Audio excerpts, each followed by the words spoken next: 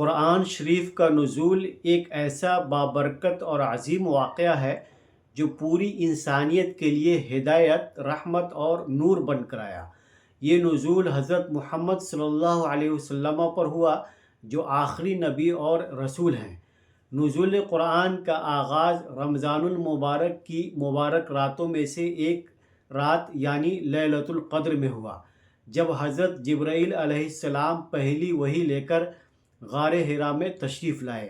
یہ پورا واقعہ بہترین اور اچھے اسلوب بیان میں حضرت مولانا غلام محی الدین سبحانی صاحب کی بہترین انداز اور الفاظ میں سماعت فرمائے۔ میں محو عبادت تھے کہ رب تعالیٰ کی مشیت ہوئی حضرت جبریل علیہ الصلوۃ والتسلیم کو وحی دے کر کے اپنے محبوب کی بارگاہ میں بھیجا۔ اللہ کے رسول صلی اللہ تعالیٰ علیہ وسلم قرآن عظیم کی آیت کریمہ لے کر کے غار حرا میں محبوب کی خدمت میں حاضر ہو گئے اور عرض کرتے ہیں کہ یا رسول اللہ اقرا پڑھیے۔ آقا کریم صلی اللہ علیہ وسلم نے ارشاد فرمایا ما انا بقاری، میں پڑھا ہوا نہیں ہوں۔ آقا کریم صلی اللہ علیہ وسلم سے پھر عرض کرتے ہیں اقرا پڑھیے، نبی نے پھر فرمایا ما انا بقاری۔ رسول اللہ صلی اللہ تعالی علیہ وسلم فرماتے ہیں مجھ کو جبریل نے پھر دبوچا۔ آقا کریم صلی اللہ علیہ وسلم غار حرا سے نکل کر کے اپنی بیوی حضرت خدیجہ کے پاس آئے اور فرماتے ہیں زملونی زملونی، خدیجہ مجھے کمبل اڑھاؤ، خدیجہ مجھے کمبل اڑھاؤ۔ آپ پوچھتی ہیں آپ کو کیا ہوا؟ آقا نے ارشاد فرمایا خدیجہ میں غار حرا میں تھا، رب کو یاد کر رہا تھا کہ اس طرح کا معاملہ پیش آیا۔ حضرت خدیجہ فرماتی ہیں آپ گھبرائیں نہیں، آپ اپنے دل پر کچھ خشیت نہ لائیں، آپ کا رب آپ پر کرم فرمائے گا۔ آپ بیواؤں کے ساتھ رحم فرماتے ہیں، یتیموں کی آپ دیکھ بھال کرتے ہیں، صلہ رحمی آپ فرماتے ہیں۔ کوئی دکھیا آپ کے پاس سے خالی ہاتھ نہیں واپس جاتا ہے، کوئی آپ کے پاس اپنی ضرورت لے کر کے آئے آپ اس کو واپس نہیں کیا کرتے ہیں۔ اللہ کے رسول صلی اللہ علیہ وسلم پر قرآن کی پہلی آیت غار حرا میں نازل ہوتی ہے، یہ وہ قرآن ہے جس کے تعلق سے رب تعالیٰ نے ارشاد فرمایا اگر قرآن کو ہم پہاڑ پر نازل ہوتے تو پہاڑ خشیت سے خوف سے ریزہ ریزہ ہو جاتا، لیکن قرآن کو سینے مصطفیٰ نے لے لیا۔ قرآن کو رب تعالیٰ نے اپنے محبوب کے سینے پر نازل فرمایا۔ آقا کریم صلی اللہ علیہ وسلم پر قرآن 23 برس میں نازل ہوا۔ آپ سے سوال کر دیا جائے کہ کلمہ پڑھتے ہو مسلمان ہو؟ جی ہاں۔ اگر کلمہ پڑھتے ہو مسلمان ہو بتاؤ قرآن شریف پیغمبر اسلام پر کتنے برس میں نازل ہوا ہے؟ تو فوراً جانکاری رکھنے والا جواب دے گا کہ قرآن عظیم کا نزول 23 برس میں ہوا ہے۔ اللہ تعالیٰ نے 23 برس میں اپنے حبیب صلی اللہ علیہ وسلم پر قرآن کو نازل فرمایا ہے۔ یہ قرآن کی کچھ آیتیں مدینہ میں نازل ہوئی ہیں، قرآن کی کچھ آیتیں مکہ المکرمہ میں نازل ہوئی ہیں، کچھ آیتیں سفر میں نازل ہوئی ہیں، کچھ آیتیں میدان جنگ میں نبی کونین ہوتے تھے وہاں پر نازل ہوئی ہیں۔ رسول اللہ صلی اللہ علیہ وسلم پر قرآن 23 برس میں آیا ہے۔ یہ قرآن رفتہ رفتہ حسب ضرورت محبوب پر نازل ہوتا رہا۔ اسی قرآن میں تمام آیتیں ہیں۔ مثلا جب نماز کا معاملہ آیا تو قرآن میں آیت آئی، رسول اللہ پر وحی کا نزول ہوا اقیموا الصلاۃ، نماز قائم کرو۔ زکوٰۃ کا معاملہ آیا تو فوراً حکم آ جاتا ہے واتوا الزکوٰۃ، زکوٰۃ ادا کرو۔ جب صلہ رحمی کا معاملہ آتا ہے تو حسن سلوک کے تعلق سے آیت نازل ہو جاتی ہے۔ جب آپس میں اتفاق و اتحاد کی بات آتی ہے تو قرآن عظیم کی آیت نازل ہو جاتی ہے۔ جب شراب اور جوئے سے بچنے کا معاملہ آتا ہے تو قرآن کی آیت نازل ہو جاتی ہے۔ اللہ کے رسول صلی اللہ تعالی علیہ وسلم احکام کو بیان فرما دیتے ہیں۔ رب تعالیٰ نے فرمایا ھدی للناس، یہ قرآن لوگوں کے لیے ہدایت ہے۔ قرآن سے لوگ ہدایت پاتے ہیں، وَیُضِلُّ بِہِ کثیرا وَیہدی بِہِ کثیرا، اسی قرآن سے بعض لوگ ہدایت پاتے ہیں اور قرآن سے بعض لوگ گمراہ ہو جاتے ہیں۔ ذرا آیت پر غور فرمائیے، رب تعالیٰ کا ارشاد ہے وَیُضِلُّ بِہِ کثیرا وَیہدی بِہِ کثیرا، اور بہت سے لوگ اسی قرآن سے گمراہ ہوتے ہیں، بہت سے لوگ قرآن سے ہدایت پاتے ہیں۔ آپ کہو گے سبحانی صاحب یہ کون سی ایسی بات آپ بتا رہے ہو؟ معاذ اللہ قرآن سے گمراہ ہوں۔ درود شریف پڑھیے، اللہم صلی اللہ علیہ وسلم۔ اللہم صلی علی سیدنا مولانا محمد معدن الجود والکرم وعلی آلہ وبارک وسلم صلاۃ و سلام علیک یا رسول اللہ صلی اللہ تعالی علیہ وسلم ویضل بہ کثیرا ویہدی بہ کثیرا. قرآن سے ہدایت پاتے ہیں، یہ تو ہماری سمجھ میں بات آتی ہے کہ قرآن سے ہدایت پاتے ہیں، لیکن یہ ہماری سمجھ میں بات نہیں آ رہی ہے کہ قرآن سے گمراہ کیسے ہو جاتے ہیں. یہ تو آپ قرآن سے پوچھئے قرآن میں رب تعالیٰ نے کیوں فرمایا کہ بعض قرآن سے ہدایت پاتے ہیں اور بعض قرآن سے گمراہ ہو جایا کرتے ہیں. نبی کونین صلی اللہ تعالیٰ علیہ وسلم سے اب آپ قرآن سمجھیں آقا کریم سے اور آقا کے صحابہ سے. صحابہ نے آقا سے قرآن کو سمجھا ہے اور رب کے محبوب صلی اللہ تعالیٰ علیہ وسلم نے قرآن کو اپنے رب سے سمجھا ہے. قرآن میں بہت ساری آیتیں ہیں، متشابہات آیتیں ہیں، حروف مقطعات ہیں. مثلا قرآن میں پہلا لفظ آپ جیسے کھول کر کے تلاوت کریں گے تو آپ کو دکھائی دے گا الف لام میم. اب آپ سے میں پوچھنا چاہتا ہوں الف کا مطلب کیا ہوا، کچھ بتاؤ گے؟ لام کا مطلب کیا ہوا، کچھ آپ کی سمجھ میں آیا؟ میم کا مطلب کیا ہوا، کچھ آپ کی سمجھ و فکر میں بات آ رہی ہے؟ لیکن یہ رسول اللہ پر آیت نازل ہو رہی ہے. اس آیت کو تلاوت کرنے کے بعد حضرت جبریل عرض کرتے ہیں فہمتا یا رسول اللہ، میرے آقا آپ نے سمجھ لیا؟ آقا فرماتے ہاں میں نے سمجھ لیا. رسول اللہ صلی اللہ تعالیٰ علیہ وسلم نے اس آیت کو فرمایا میں نے سمجھ لیا، لیکن رسول اللہ نے الف لام میم کا کوئی معنی کسی صحابی سے نہیں بیان فرمایا. آج ساری دنیا کے علم والے اکٹھا ہو کر کے الف لام میم کا معنی بیان کرنا چاہیں نہیں بیان کر سکتے ہیں، اس لیے کہ رسول اللہ نے اس معنی کو ظاہر نہیں فرمایا. جب سرکار نے ظاہر نہیں فرمایا تو صحابہ نے بھی اس کو اب صحابہ کیسے کیا کہہ سکتے ہیں جب رسول کونین صلی اللہ تعالیٰ علیہ وسلم نے نہیں بیان دیا. لیکن صحابہ اقرار کر رہے ہیں اور ایمان لا رہے ہیں کہ قرآن کے ایک ایک حرف پر ہمارا ایمان ہے، قرآن کی ایک ایک آیت پر ہمارا ایمان ہے. قرآن کا کوئی حرف، کوئی قرآن کی آیت بدلنا چاہے کوئی تو نہیں بدل سکتا ہے. اللہ تعالیٰ نے اس کتاب کی حفاظت کی ذمہ داری اپنے ذمے پر لے لی ہے. رب فرماتا ہے قرآن کو ہم نے نازل کیا ہے، قرآن کے حافظ ہم ہیں، قرآن کی حفاظت فرمانے والے ہم ہیں. جب قرآن کی حفاظت رب فرما رہا ہے، اب اگر قرآن میں کوئی تبدیلی لانا چاہے، اب اگر قرآن کو کوئی بدلنا چاہے تو بدل نہیں سکتا ہے. قرآنوں کو کاغذوں سے تو مٹانے کی کوشش تم پوری طرح سے کر سکتے ہو کہ پریس میں قرآن نہ چھپے، کاغذوں پر قرآن نہ آئے، رحل پر قرآن نہ رکھا جائے، الماریوں میں قرآن نہ رکھا جائے، مسلمانوں کے گھروں سے قرآن نکال دیا جائے. لیکن میں آپ سے پوچھنا چاہتا ہوں مسلمانوں کے سینوں سے قرآن نہیں نکال پاؤ گے، مسلمانوں کے ذہن و فکر سے قرآن نہیں نکال پاؤ گے. کاغذ کے صفحات کو تم دریا میں ڈال سکتے ہو کہ قرآن کو ہم نہیں رہنے دیں گے، لیکن آپ سے میں پوچھنا چاہتا ہوں کہ جب تک دنیا میں مسلمان ہے اس کے سینے میں قرآن محفوظ رہے گا. وہ اپنے سینے میں قرآن کے لے کر کے قرآن کو میدان میں جائے گا، وہ اپنے سینے میں لے کر کے قرآن کو اپنے گھر میں رہے گا، اپنے سینے میں لے کر کے قرآن کو خلوت و جلوت میں رہے گا. مسلمان کے مقدس سینے میں قرآن رہے گا. یہ قرآن کا ایسا اعجاز ہے، یہ قرآن کی ایسی خوبی ہے، قرآن کو بدلا نہیں جا سکتا ہے. آؤ قرآن کو سمجھنا چاہتے ہو تو اس حیثیت سے سمجھو. رسول اللہ صلی اللہ تعالیٰ علیہ وسلم ارشاد فرماتے ہیں کہ جب رات کی تاریکی میں قرآن زور سے پڑھا جاتا ہے تو شیاطین بھاگ جایا کرتے ہیں. اگر شیطان کو بھگانا چاہتے ہو تو قرآن کی تلاوت کرو. رسول کونین صلی اللہ تعالیٰ علیہ وسلم نے ارشاد فرمایا تم اپنے گھروں میں قرآن پڑھا کرو. جس گھر میں قرآن پڑھا جاتا ہے وہ گھر گھر والوں پر کشادہ ہو جاتا ہے اور اس میں رحمت کے فرشتے داخل ہوتے ہیں، اس سے شیاطین نکال دیے جاتے ہیں. اب آپ ذرا اپنے ذہن و فکر کو صاف کیجئے کہ جس گھر میں قرآن پڑھا جائے وہ گھر گھر والوں پر کشادہ ہو جاتا ہے، تو جو قرآن پڑھے گا وہ کیوں نہیں کشادہ رہے گا؟ جو قرآن پڑھے گا وہ کیوں نہیں باعظمت رہے گا؟ جو قرآن پڑھے گا وہ کیوں نہیں ترقی یافتہ رہے گا؟ جو قرآن کی تلاوت کرے گا وہ کیوں نہیں اقتدار اور بلندی پر رہے گا؟ جو قرآن کی تلاوت کرتا رہے گا وہ کیوں نہیں اطمینان و سکون میں رہے گا؟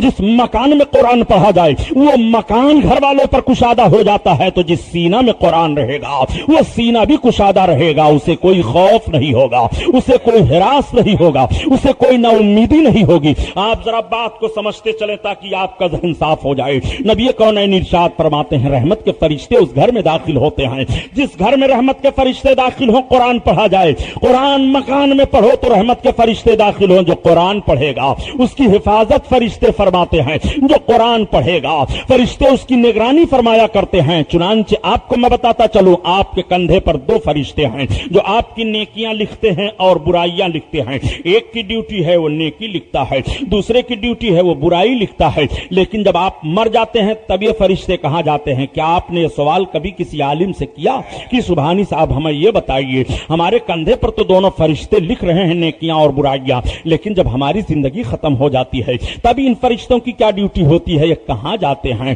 آپ نے یہ اپنے ذہن و فکر میں کبھی سوال لا کر کے سوال کیا؟ آپ کا ذہن اگر سوال کی طرف مائل ہوتا ہے تو ایسے گندے اور پھوہڑ باتوں کو آپ پوچھا کرتے ہیں جن کا نہ آپ کے مزاج سے کوئی تعلق ہے, نہ آپ کی شریعت سے کوئی تعلق ہے, نہ آپ کی معلومات سے کوئی تعلق ہے. جن باتوں کو آپ کو سوال کرنا چاہیے اور پوچھنا چاہیے ان باتوں کی طرف آپ کی توجہ نہیں جا رہی ہے. آؤ ذرا دیکھو, رسول اللہ صلی اللہ علیہ وسلم سے صحابہ نے عرض کیا تھا, میرے آقا نے یہ مسئلہ بھی حل فرما دیا.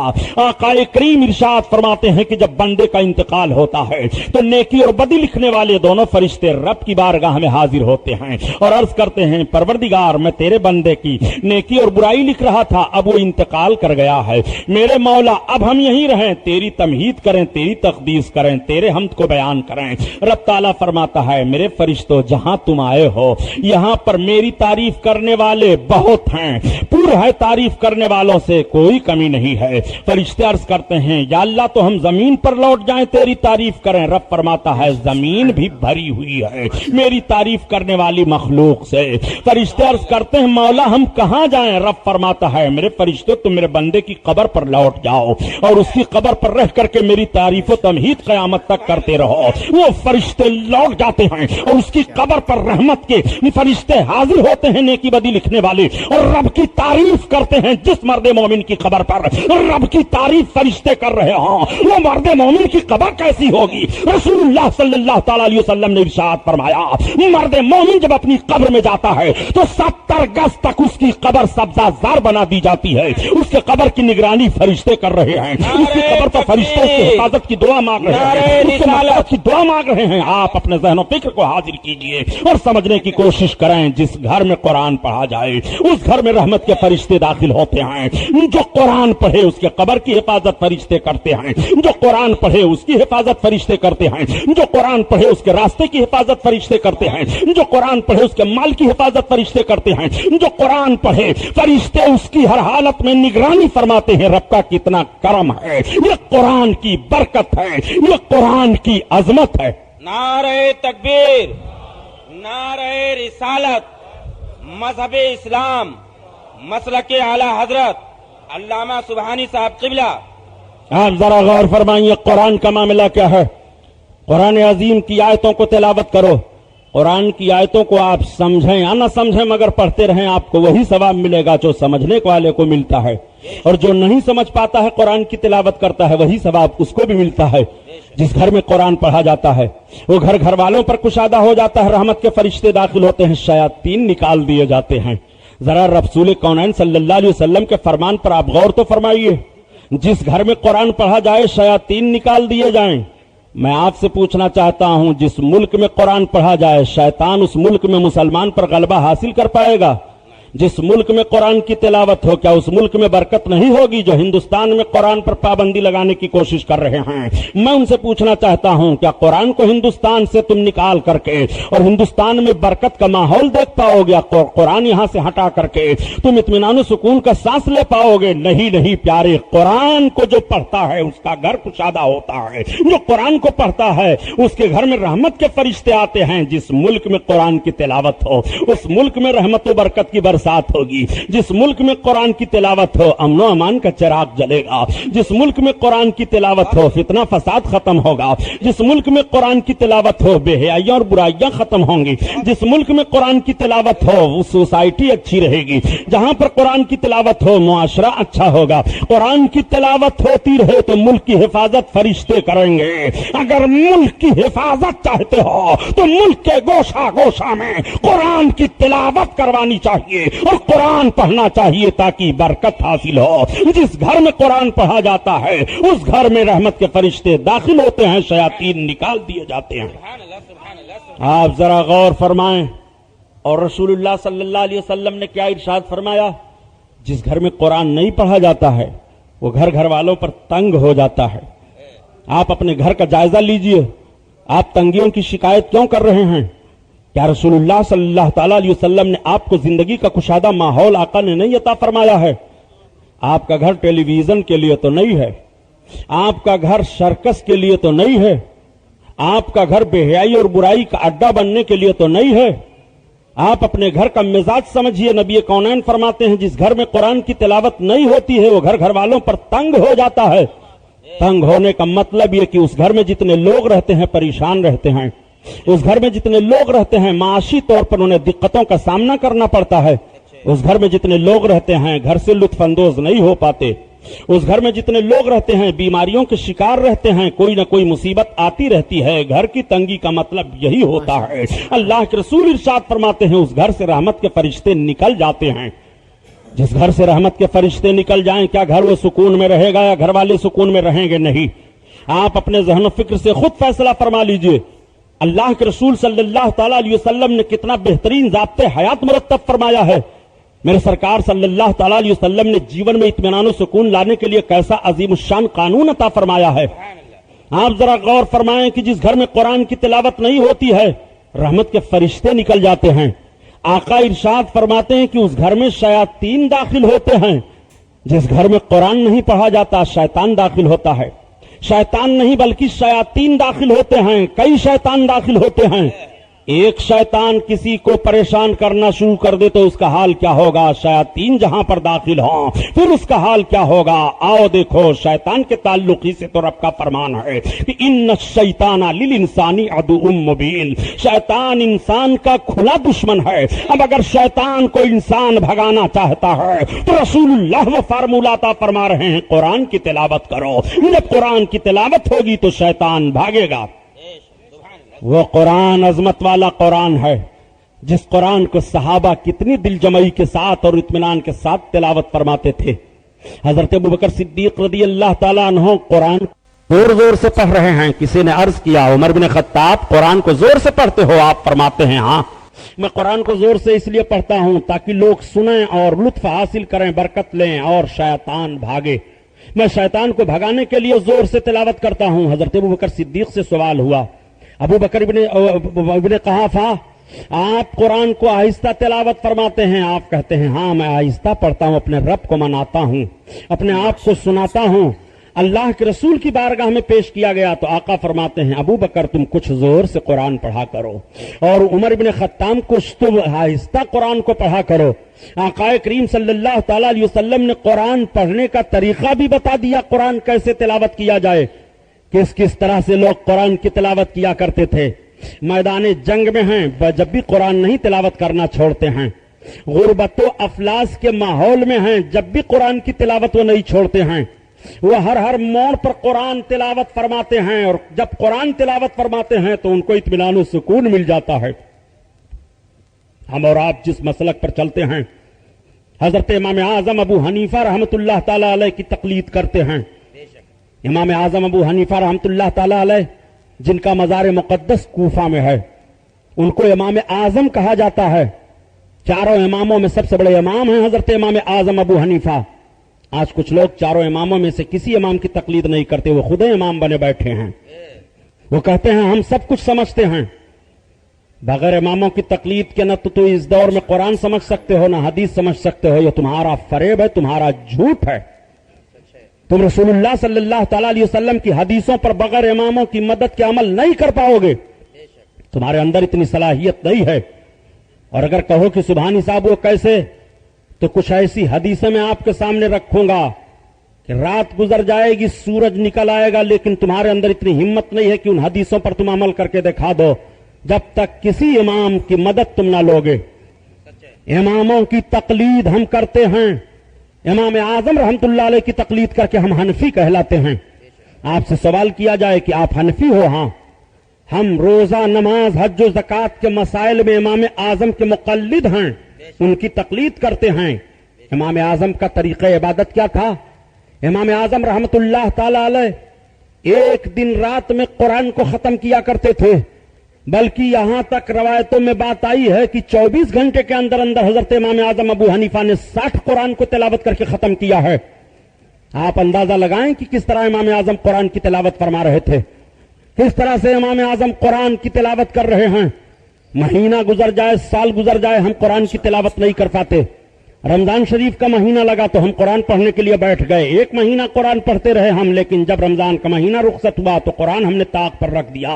پھر انتظار کرتے ہیں کہ رمضان آئے. لیکن امام اعظم ابو حنیفہ کی مقدس زندگی مطالعہ فرمائیے، وہ کپڑے کی تجارت بھی کر رہے ہیں. ایسا نہیں تھا وہ کہ وہ مسجد کے امام ہیں، ایسا نہیں تھا کہ انہوں نے کوئی مدرسہ کھولا تھا اسی کو اپنا ذریعہ معاش بنائے ہوں، بلکہ حضرت امام اعظم کی بہت بڑی تجارت تھی کپڑے کی. امام اعظم رحمت اللہ تعالی علیہ 24 گھنٹے کے اندر اندر 60 قرآن ختم کیا کرتے تھے. یہی امام اعظم رحمت اللہ تعالی علیہ ہیں. امام اعظم رحمت اللہ تعالی علیہ کو کسی نے کہہ دیا کہ یہ وہ امام مسلمانوں کے جا رہے ہیں جو رات میں 100 رکعت نماز نفل پڑھا کرتے ہیں. امام اعظم کی نگاہیں ڈوب گئی اور آنکھوں سے آنسو جاری ہو گئے. آپ 100 رکعت نماز نہیں پڑھتے تھے. آپ اس کی طرف دیکھتے ہوئے کہتے ہیں میرے پروردگار تیرا امن میں چاہتا ہوں. مولا ان لوگوں کا گمان یہ ہے کہ میں 100 رکعت نماز نفل پڑھتا ہوں، اب آج سے میں تجھ سے وعدہ کر رہا ہوں کہ نعمان بن ثابت 100 رکعت نفل ادا کیا کرے گا. چنانچہ اسی تاریخ سے حضرت امام اعظم ابو حنیفہ 100 رکعت نماز نفل پڑھا کرتے تھے فرض کے علاوہ. وہ حضرت امام اعظم ابو حنیفہ ہیں. اس طرح سے قرآن ہمارے بزرگوں نے تلاوت کیا ہے، اس طرح سے وہ قرآن پڑھتے رہے، اس طرح سے وہ قرآن پر عمل پیرا رہے. آؤ دیکھو قرآن کی بات آ گئی ہے تو میں عرض کرتا چلوں کیسے کیسے ہمارے بزرگوں نے قرآن کی تلاوت کی ہے اور کس کس طرح سے انہیں قرآن پڑھایا گیا ہے. واقعہ سنانا مقصد نہیں ہے بلکہ قرآن کی عظمت و فضیلت کی بات آ گئی تو بتاتا چلوں. دہلی کی سرزمین پر حضرت قطب الدین بختیار کاکی سرکار عطائے رسول خواجہ خواجگاں کے خلیفہ اول کا مزار مقدس ہے. وہ سرکار غریب نواز جن کے دربار کا حال یہ ہے کہ اعلی حضرت عظیم البرکت کے بھائی وستاد زمن علامہ حسن رحمت اللہ علیہ بیان فرماتے ہیں کہ خواجہ ہندو دربار ہے اعلی تیرا، خواجہ ہندو دربار اعلی تیرا، اور کبھی محروم نہیں مانگنے والا تیرا، مانگنے والا تیرا، کبھی محروم نہیں مانگنے والا تیرا، مانگنے والا تیرا. یہی حضرت قطب الدین بختیار کاکی رحمت اللہ تعالی علیہ ہیں. جب 4 برس کی ان کی عمر شریف ہے اور 4 برس کی عمر میں جب ان کی ماں نے استاذ کے سامنے بیٹھایا اور آپ جب قرآن کو پڑھنے کی بات آئی سرکار غریب نواز کی بارگاہ میں پیش کیا گیا تب تک آواز آتی ہے یہ معین الدین رک جاؤ انہیں پڑھانے کے لیے. ان کے استاذ صوفی حمید الدین ناگوری ہیں. تھوڑی دیر کے بعد حضرت صوفی الدین حمید الدین تشریف لے آئے اور آپ نے جب حضرت بختیار کاکی کو پڑھانا شروع کیا تو سرکار بختیار کاکی 15 پارہ قرآن کے حفظ پڑھتے چلے جا رہے ہیں. یہ قرآن کی عظمت ملاحظہ فرمائیے. وہ ماں کے پیٹ میں تھے، ان کی ماں نے 15 پارہ تلاوت کیا.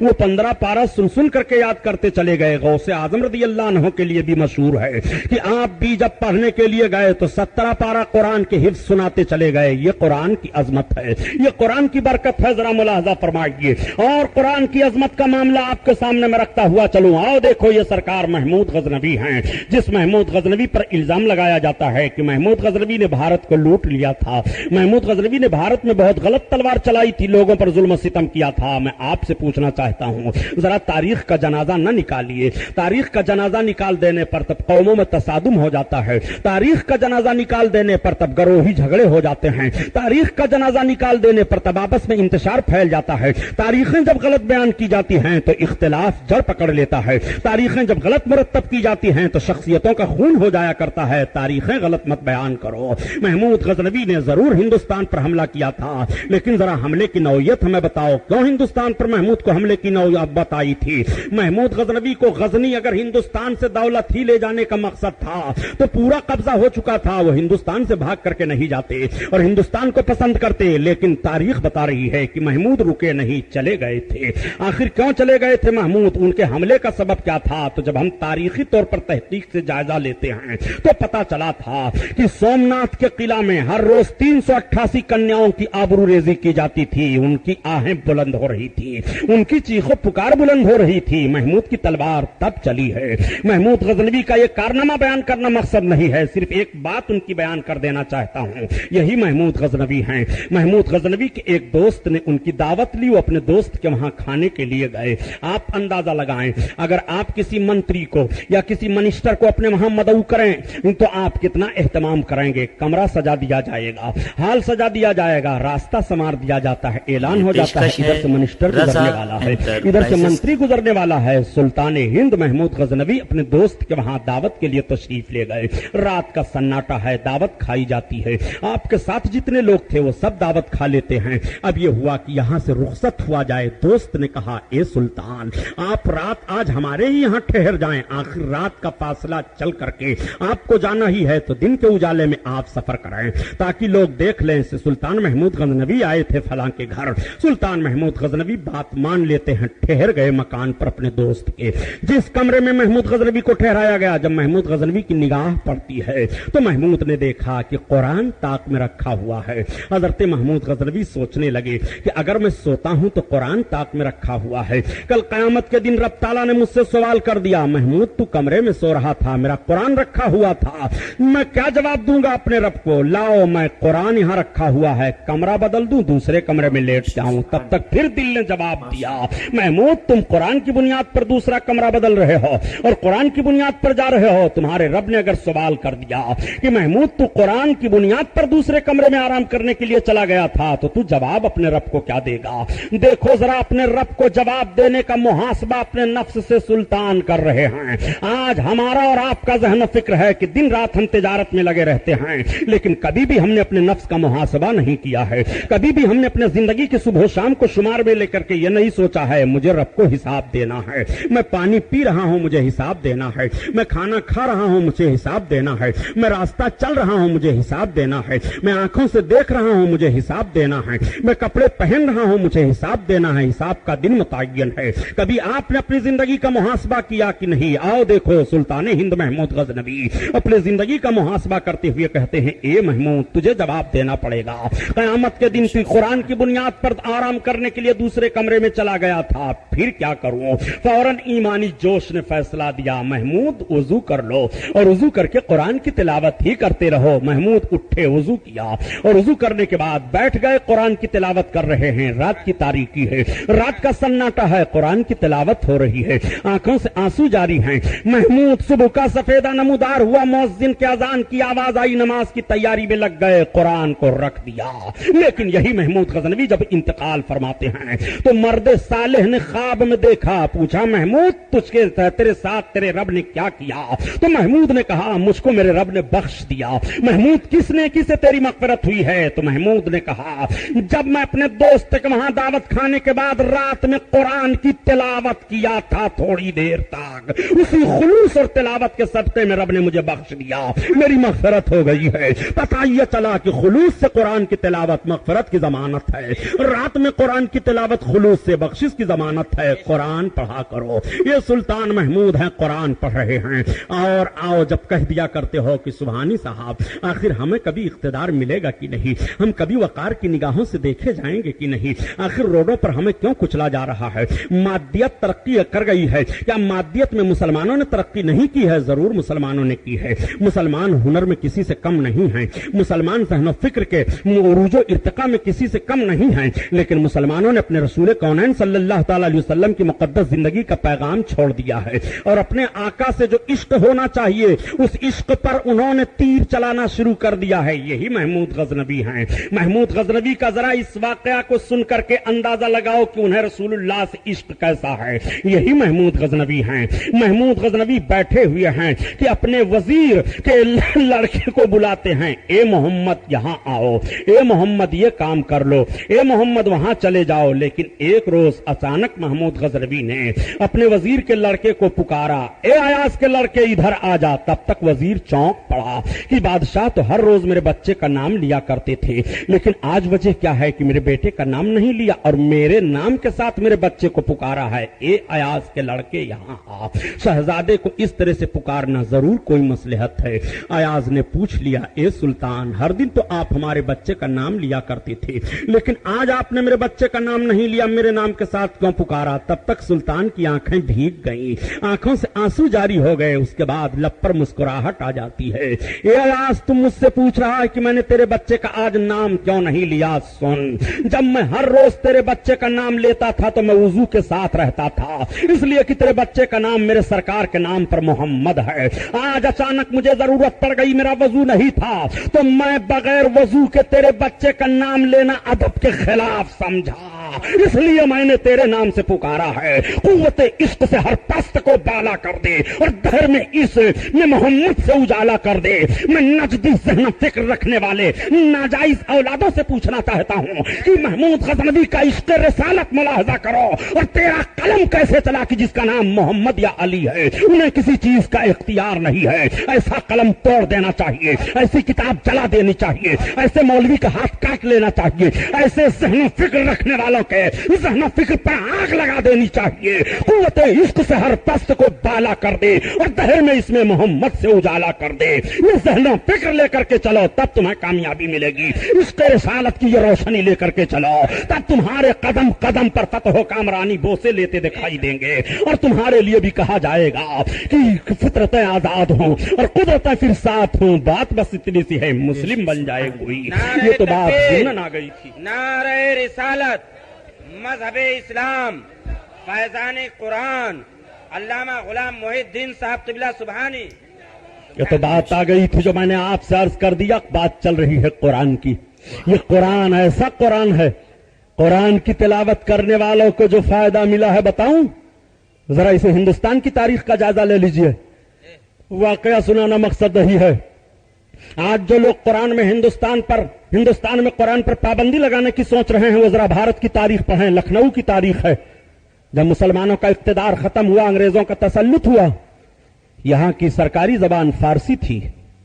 جب انگریز کمشنر کو کاغذات دیکھنے پڑے تو بڑی دقتیں ہوتی تھی، فارسی زبان میں کاغذات تھے۔ انگریز کمشنر کو ضرورت ہوئی کہ وہ فارسی پڑھ لے۔ انگریز کمشنر نے پتہ لگایا ہے کوئی جو مجھے فارسی پڑھا دے تاکہ فارسی زبان میں جان جاؤں۔ پتہ چلا ایک ملا سراج ہیں، ملا سراج کو بلایا جائے، ملا سراج سے فارسی پڑھ لو، بڑی اچھی فارسی جانتے ہیں۔ غریب مولوی تھے ملا سراج، انہوں نے کمشنر کی کوٹھی پر جا کر کے کمشنر کو پڑھانا شروع کیا، لیکن طے کر لیا کہ کمشنر صاحب ایک بات ہے۔ کہا کیا؟ کہا میں عصر کے بعد نماز پڑھ کر کے میں آپ کو آ کر کے پڑھایا کروں گا۔ کہا عصر کسے کہتے ہیں؟ کہا دن ڈوبنے سے 1 گھنٹہ پہلے۔ کہا ٹھیک، آپ دن ڈوبنے سے 1 گھنٹہ پہلے آئیے گا، پڑھائیے گا مجھے۔ کہا جب دن ڈوب جائے گا تو میں آپ کی کوٹھی پر نماز پڑھ کر کے تب جاؤں گا۔ کہا کوئی بات نہیں ہے۔ کہا نماز کے لیے آپ کو میرے اہتمام کرنا پڑے گا۔ کہا کس چیز کے لیے؟ کہا پانی کی کبھی ضرورت پڑ سکتی ہے۔ کہا پانی رہے گا۔ کہا صاف سوف جگہ کی بھی ضرورت پڑے گی۔ کہا جگہ بھی صاف کر دی جائے گی۔ کمشنر نے انتظام کر دیا۔ سراج صاحب فارسی زبان کمشنر کو پڑھانے کے لیے گئے، وہ فارسی زبان پڑھاتے رہے۔ جب مغرب کا وقت ہو جاتا تو سراج صاحب اٹھتے، مصلی بچھاتے اور مغرب کی نماز پڑھتے، مگر قرآن شریف زور سے پڑھتے تھے۔ تنہا کے لیے مسئلہ یہ ہے کہ کوئی تنہا نماز پڑھ رہا ہے تو جن نمازوں میں زور سے قرأت کی جاتی ہے، اگر تنہا ہے تو اسے اختیار ہے زور سے بھی قرأت کرے یا آہستہ پڑھے۔ ملا سراج کمشنر کی کوٹھی پر مغرب کی نماز جب ادا کرتے تھے تو قرآن شریف زور سے پڑھتے تھے۔ کمشنر کی ایک بچی تھی، اس نے 1 روز دیکھا، 2 روز دیکھا، 3 روز دیکھا۔ وہ پڑھی لکھی بچی تھی، پڑھ رہی تھی، اس کی نگاہ پڑتی تھی کہ ملا صاحب جو میرے باپ کو پڑھا رہے ہیں فارسی زبان، ان کی عبادت کی یادہ بڑی اچھی لگ رہی ہے، اور جب وہ زور سے قرآن پڑھتے تھے تو وہ غور کرتی تھی یہ کیا ہے۔ ایک روز اس نے پوچھ لیا کہ مولوی صاحب یہ بتائیے آپ یہ کیا کرتے ہیں؟ کہا بیٹی میں اپنے رب کی عبادت کرتا ہوں۔ کہا آپ یہ پڑھتے کیا ہیں؟ کہا میں قرآن پڑھتا ہوں۔ کہا یہی ہے قرآن جس کی تلاوت آپ کرتے ہیں؟ کہا یہی قرآن ہے جس کو میں پڑھتا ہوں۔ کہا تو قرآن ہمیں بھی پڑھا دیجئے۔ کہا بیٹی ایسے کیسے قرآن پڑھ پاؤ گی؟ قرآن کو پڑھنے کے لیے پہلے تمہیں عربی زبان پڑھنی پڑے گی۔ اس بیٹی نے کہا مولوی صاحب میں اپنے باپ سے اجازت لے لوں تو مجھے بھی فارسی اور عربی پڑھا دیجئے۔ کہا تم اپنے باپ سے اجازت لے لو بیٹی، میں تمہیں بھی ٹائم دے دوں گا۔ دوسرے دن بیٹی نے اپنے باپ سے کہا کہ میں بھی چاہتی ہوں کہ مجھے بھی فارسی زبان معلوم ہو جائے، میں بھی چاہتی ہوں کہ مجھے عربی زبان معلوم ہو جائے، اگر آپ اجازت دیں تو جس سے آپ پڑھ رہے ہیں ان سے میں بھی وقت نکال کر کے پڑھا کروں۔ باپ بڑا خوش ہوا کہ بیٹی نے تعلیم حاصل کرنے کی اجازت مانگی ہے، اس نے اجازت دے دی۔ بیٹی پڑھو، تمہارے لیے اجازت ہے، اور میں تنخواہ ملا کی بڑھا دوں گا اور میں ان کو زیادہ دوں گا۔ چنانچہ سراج مولوی کی ڈیوٹی اور متعین ہو گئی، وہ بچی کو بھی پڑھانا شروع کر دیے۔ بچی پڑھتی چلی جا رہی ہے، اب اس کے اندر اتنی صلاحیت ہو گئی کہ وہ فارسی زبان کو پڑھ کر کے دوسری کتابوں کو سمجھ سکتی ہے۔ اس نے ایک روز کہا کہ اے مولوی صاحب، جو فارسی زبان آپ ہمیں پڑھا رہے ہو اور میں عربی پڑھ رہی ہوں، تو عربی تو سمجھنے کے لیے ذرا دقت ہوگی، لیکن یہ بتائیے کہ ان دونوں زبانوں میں رسول اللہ پیغمبر اسلام کی زندگی ہے کہاں؟ ہاں بیٹی ہے۔ کہا تم کس زبان میں زیادہ سمجھ سکتی ہو؟ کہا مجھے فارسی زبان میں رسول اللہ کی ہسٹری دے دیجئے۔ ملا سراج نے ایک کتاب بچی کو دے دیا، وہ بچی کتاب پڑھتی جا رہی ہے، آنکھوں سے آنسو جاری ہو گئے۔ وہ کتاب پڑھتی جا رہی ہے، پیغمبر اسلام کی محبت دل میں اس کے بس گئی ہے۔ میں مسلمہ بچیوں سے پوچھنا چاہتا ہوں، کیا ان کے اندر بھی ایسا جوش و جذبہ ہے کہ قرآن کی تلاوت کریں تو آنکھیں بھیگ جائیں؟ کیا ان کی بھی آنکھیں کبھی رسول اللہ کی مقدس زندگی کو سن کر کے بھیگی ہیں؟ یہ ایک انگریز لڑکی ہے، یہ انگریز لڑکی پیغمبر اسلام کی سیرت پڑھ کر کے رو رہی ہے۔ اس نے ایک روز کہا، اے ملا سراج، میں نے جان لیا پیغمبر اسلام نبی برحق ہیں، پیغمبر اسلام نے جو مذہب پیش کیا ہے یہی مذہب سچا مذہب ہے۔ اے مولوی سراج، میں چاہتی ہوں کہ آپ مجھے کلمہ پڑھائیں، اسلام میں داخل کر لیں۔ ملا سراج نے کلمہ پڑھایا، اسلام میں داخل کر لیا، وہ لڑکی مسلمہ ہو جاتی ہے۔ ملا سراج نے اس کا نام فاطمہ رکھا۔ بیٹی نے کہا کہ ہمارا باپ کمشنر ہے، ہمارے لوگوں کا دور دورہ ہے، انگریزوں کی حکومت ہے، آپ مسلمان ہیں، اگر میرا اسلام ظاہر ہوا تو آپ کو دقتوں کا سامنا کرنا پڑے گا۔ مولوی سراج نے کہا، بیٹی ٹھیک ہے، تم اپنے اسلام کو چھپائے رکھنا۔ چنانچہ وہ فاطمہ جس بچی کا نام تھا پہلے کچھ اور، اب وہ فاطمہ بن چکی ہے۔ جب نماز کا وقت ہوتا ہے تو اپنے کمرے میں نماز پڑھ لیتی ہے، قرآن کی تلاوت کرتی رہتی ہے، اس کے آنکھوں سے آنسو جاری ہوتے رہتے ہیں، اس کے دل میں عشق رسالت کی ایک چنگاری لگ گئی ہے، ایک ایسی روشنی پیدا ہوئی کہ اس کا دل صاف و شفاف آئینہ کی طرح عشق رسالت سے چمکنے لگا ہے۔ لیکن کچھ ایسا دن گزرا کہ وہی لڑکی بیمار ہوتی ہے، اور بیمار ہونے کے بعد وہ جان چاکنی کے عالم میں آ جاتی ہے، اس کی آنکھوں سے آنسو جاری ہو گئے۔ باپ کی اکلوتی بیٹی تھی، باپ رونے لگا۔ اس نے پوچھا، بیٹی اب تو ایسا لگ رہا ہے کہ تمہاری آنکھیں پتھرانے لگی ہیں، تمہارے لبوں سے لگ رہا ہے کہ تمہاری زندگی کے آخری سانس چل رہے ہیں، کچھ تمہیں کہنا ہے؟ تو صرف اس نے اتنا ہی کہا تھا کہ ملا سراج کو میرے پاس بلا دیجئے۔ ملا سراج بلائے گئے، ملا سراج کو دیکھ کر کے اس کی آنکھیں بہ گئیں، آنکھوں سے آنسو جاری ہو گئے۔ اس نے اپنے لب کو ہلایا، ملا سراج نے اپنے کانوں کو اس کے منہ کے قریب کر لیا۔ اس نے صرف اتنا کہا تھا کہ جب میں انتقال کر جاؤں تو خدا کے واسطے میرے جنازے کو مسلم قبرستان میں دفن کرا دیجئے گا، یہ آپ کی ذمہ داری ہے۔ اس کے بعد اس بچی کو ہچکی آئی، اس کا انتقال ہو جاتا ہے۔ کمشنر کی کوٹھی پر شور و ہنگامہ ہو گیا، پورے لکھنؤ میں ایک ماتم کا ماحول ہو گیا کہ کمشنر کی اکلوتی بیٹی مر گئی ہے۔ کمشنر کے گھر پر ایک ایسا سما ہے کہ کچھ سجھائی کسی کو نہیں دے رہا ہے۔ آپ سوچیں، اگر کسی کا اکلوتا بیٹا یا بیٹی انتقال کر جائے، اس کی زندگی کا کوئی اور سہارا نہ ہو، تو اس کے دل پر کیسا گزرے گا؟ آج کمشنر کا گھر ماتم کدا بنا ہوا ہے، لیکن اپنے مذہب کے ریت کے مطابق اس لڑکی کو تجہیز و تکفین کا انتظام کیا گیا۔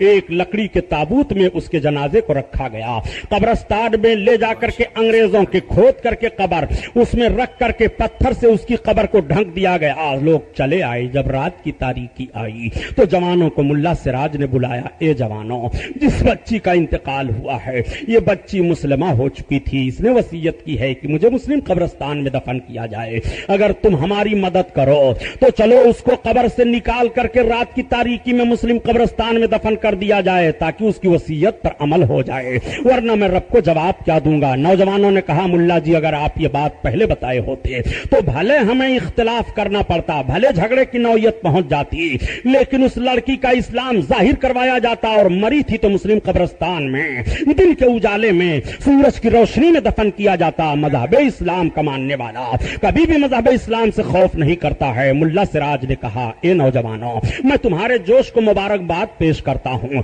لیکن کچھ حالات ایسے تھے اور تقاضے ایسے پکار رہے تھے کہ میں نے اس بنیاد پر اس بچی کے اسلام کو چھپا کر کے رکھا، اور وہ بچی جب وصیت کر گئی تو میں نے سوچا کہ اب اس کی وصیت پر عمل کیا جائے۔ نوجوانوں نے کہا ملا جی ہم تیار ہیں۔ ملا سراج نے کہا پھر رات جب ہو جائے تو آ جاؤ ہمارے پاس۔ رات ہوئی، سارے لوگ آ گئے۔ ملا سراج 8 یا 15 جوانوں کو لے کر کے انگریز قبرستان میں پہنچے، اور قبرستان میں پہنچ کر کے قبر تازہ تازہ رہا ہے، پتھر کو ہٹایا۔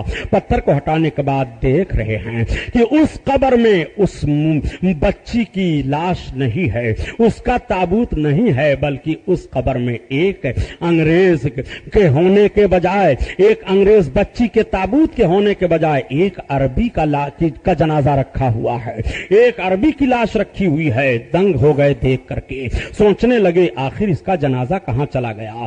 جلدی جلدی ان لوگوں نے بند کیا، اور بند کرنے کے بعد وہاں سے ہٹ گئے۔ اب پھر سوچنے لگے کیا کیا جائے۔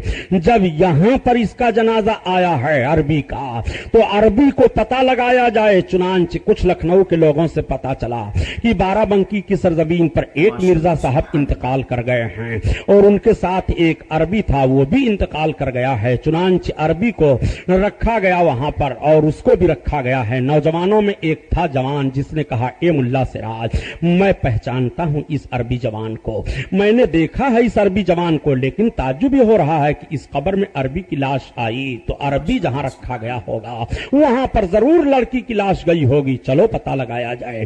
یہ سب کے سب بارہ بنکی میں آئے۔ پتہ چلا کہ بارہ بنکی میں فلاں محلے میں مرزا صاحب کا انتقال ہوا ہے، ان کے دوست جو عربی تھا اس کا بھی انتقال ہو گیا ہے۔ عربی کا انتقال یہاں نہیں ہوا ہے، کہاں ہوا ہے؟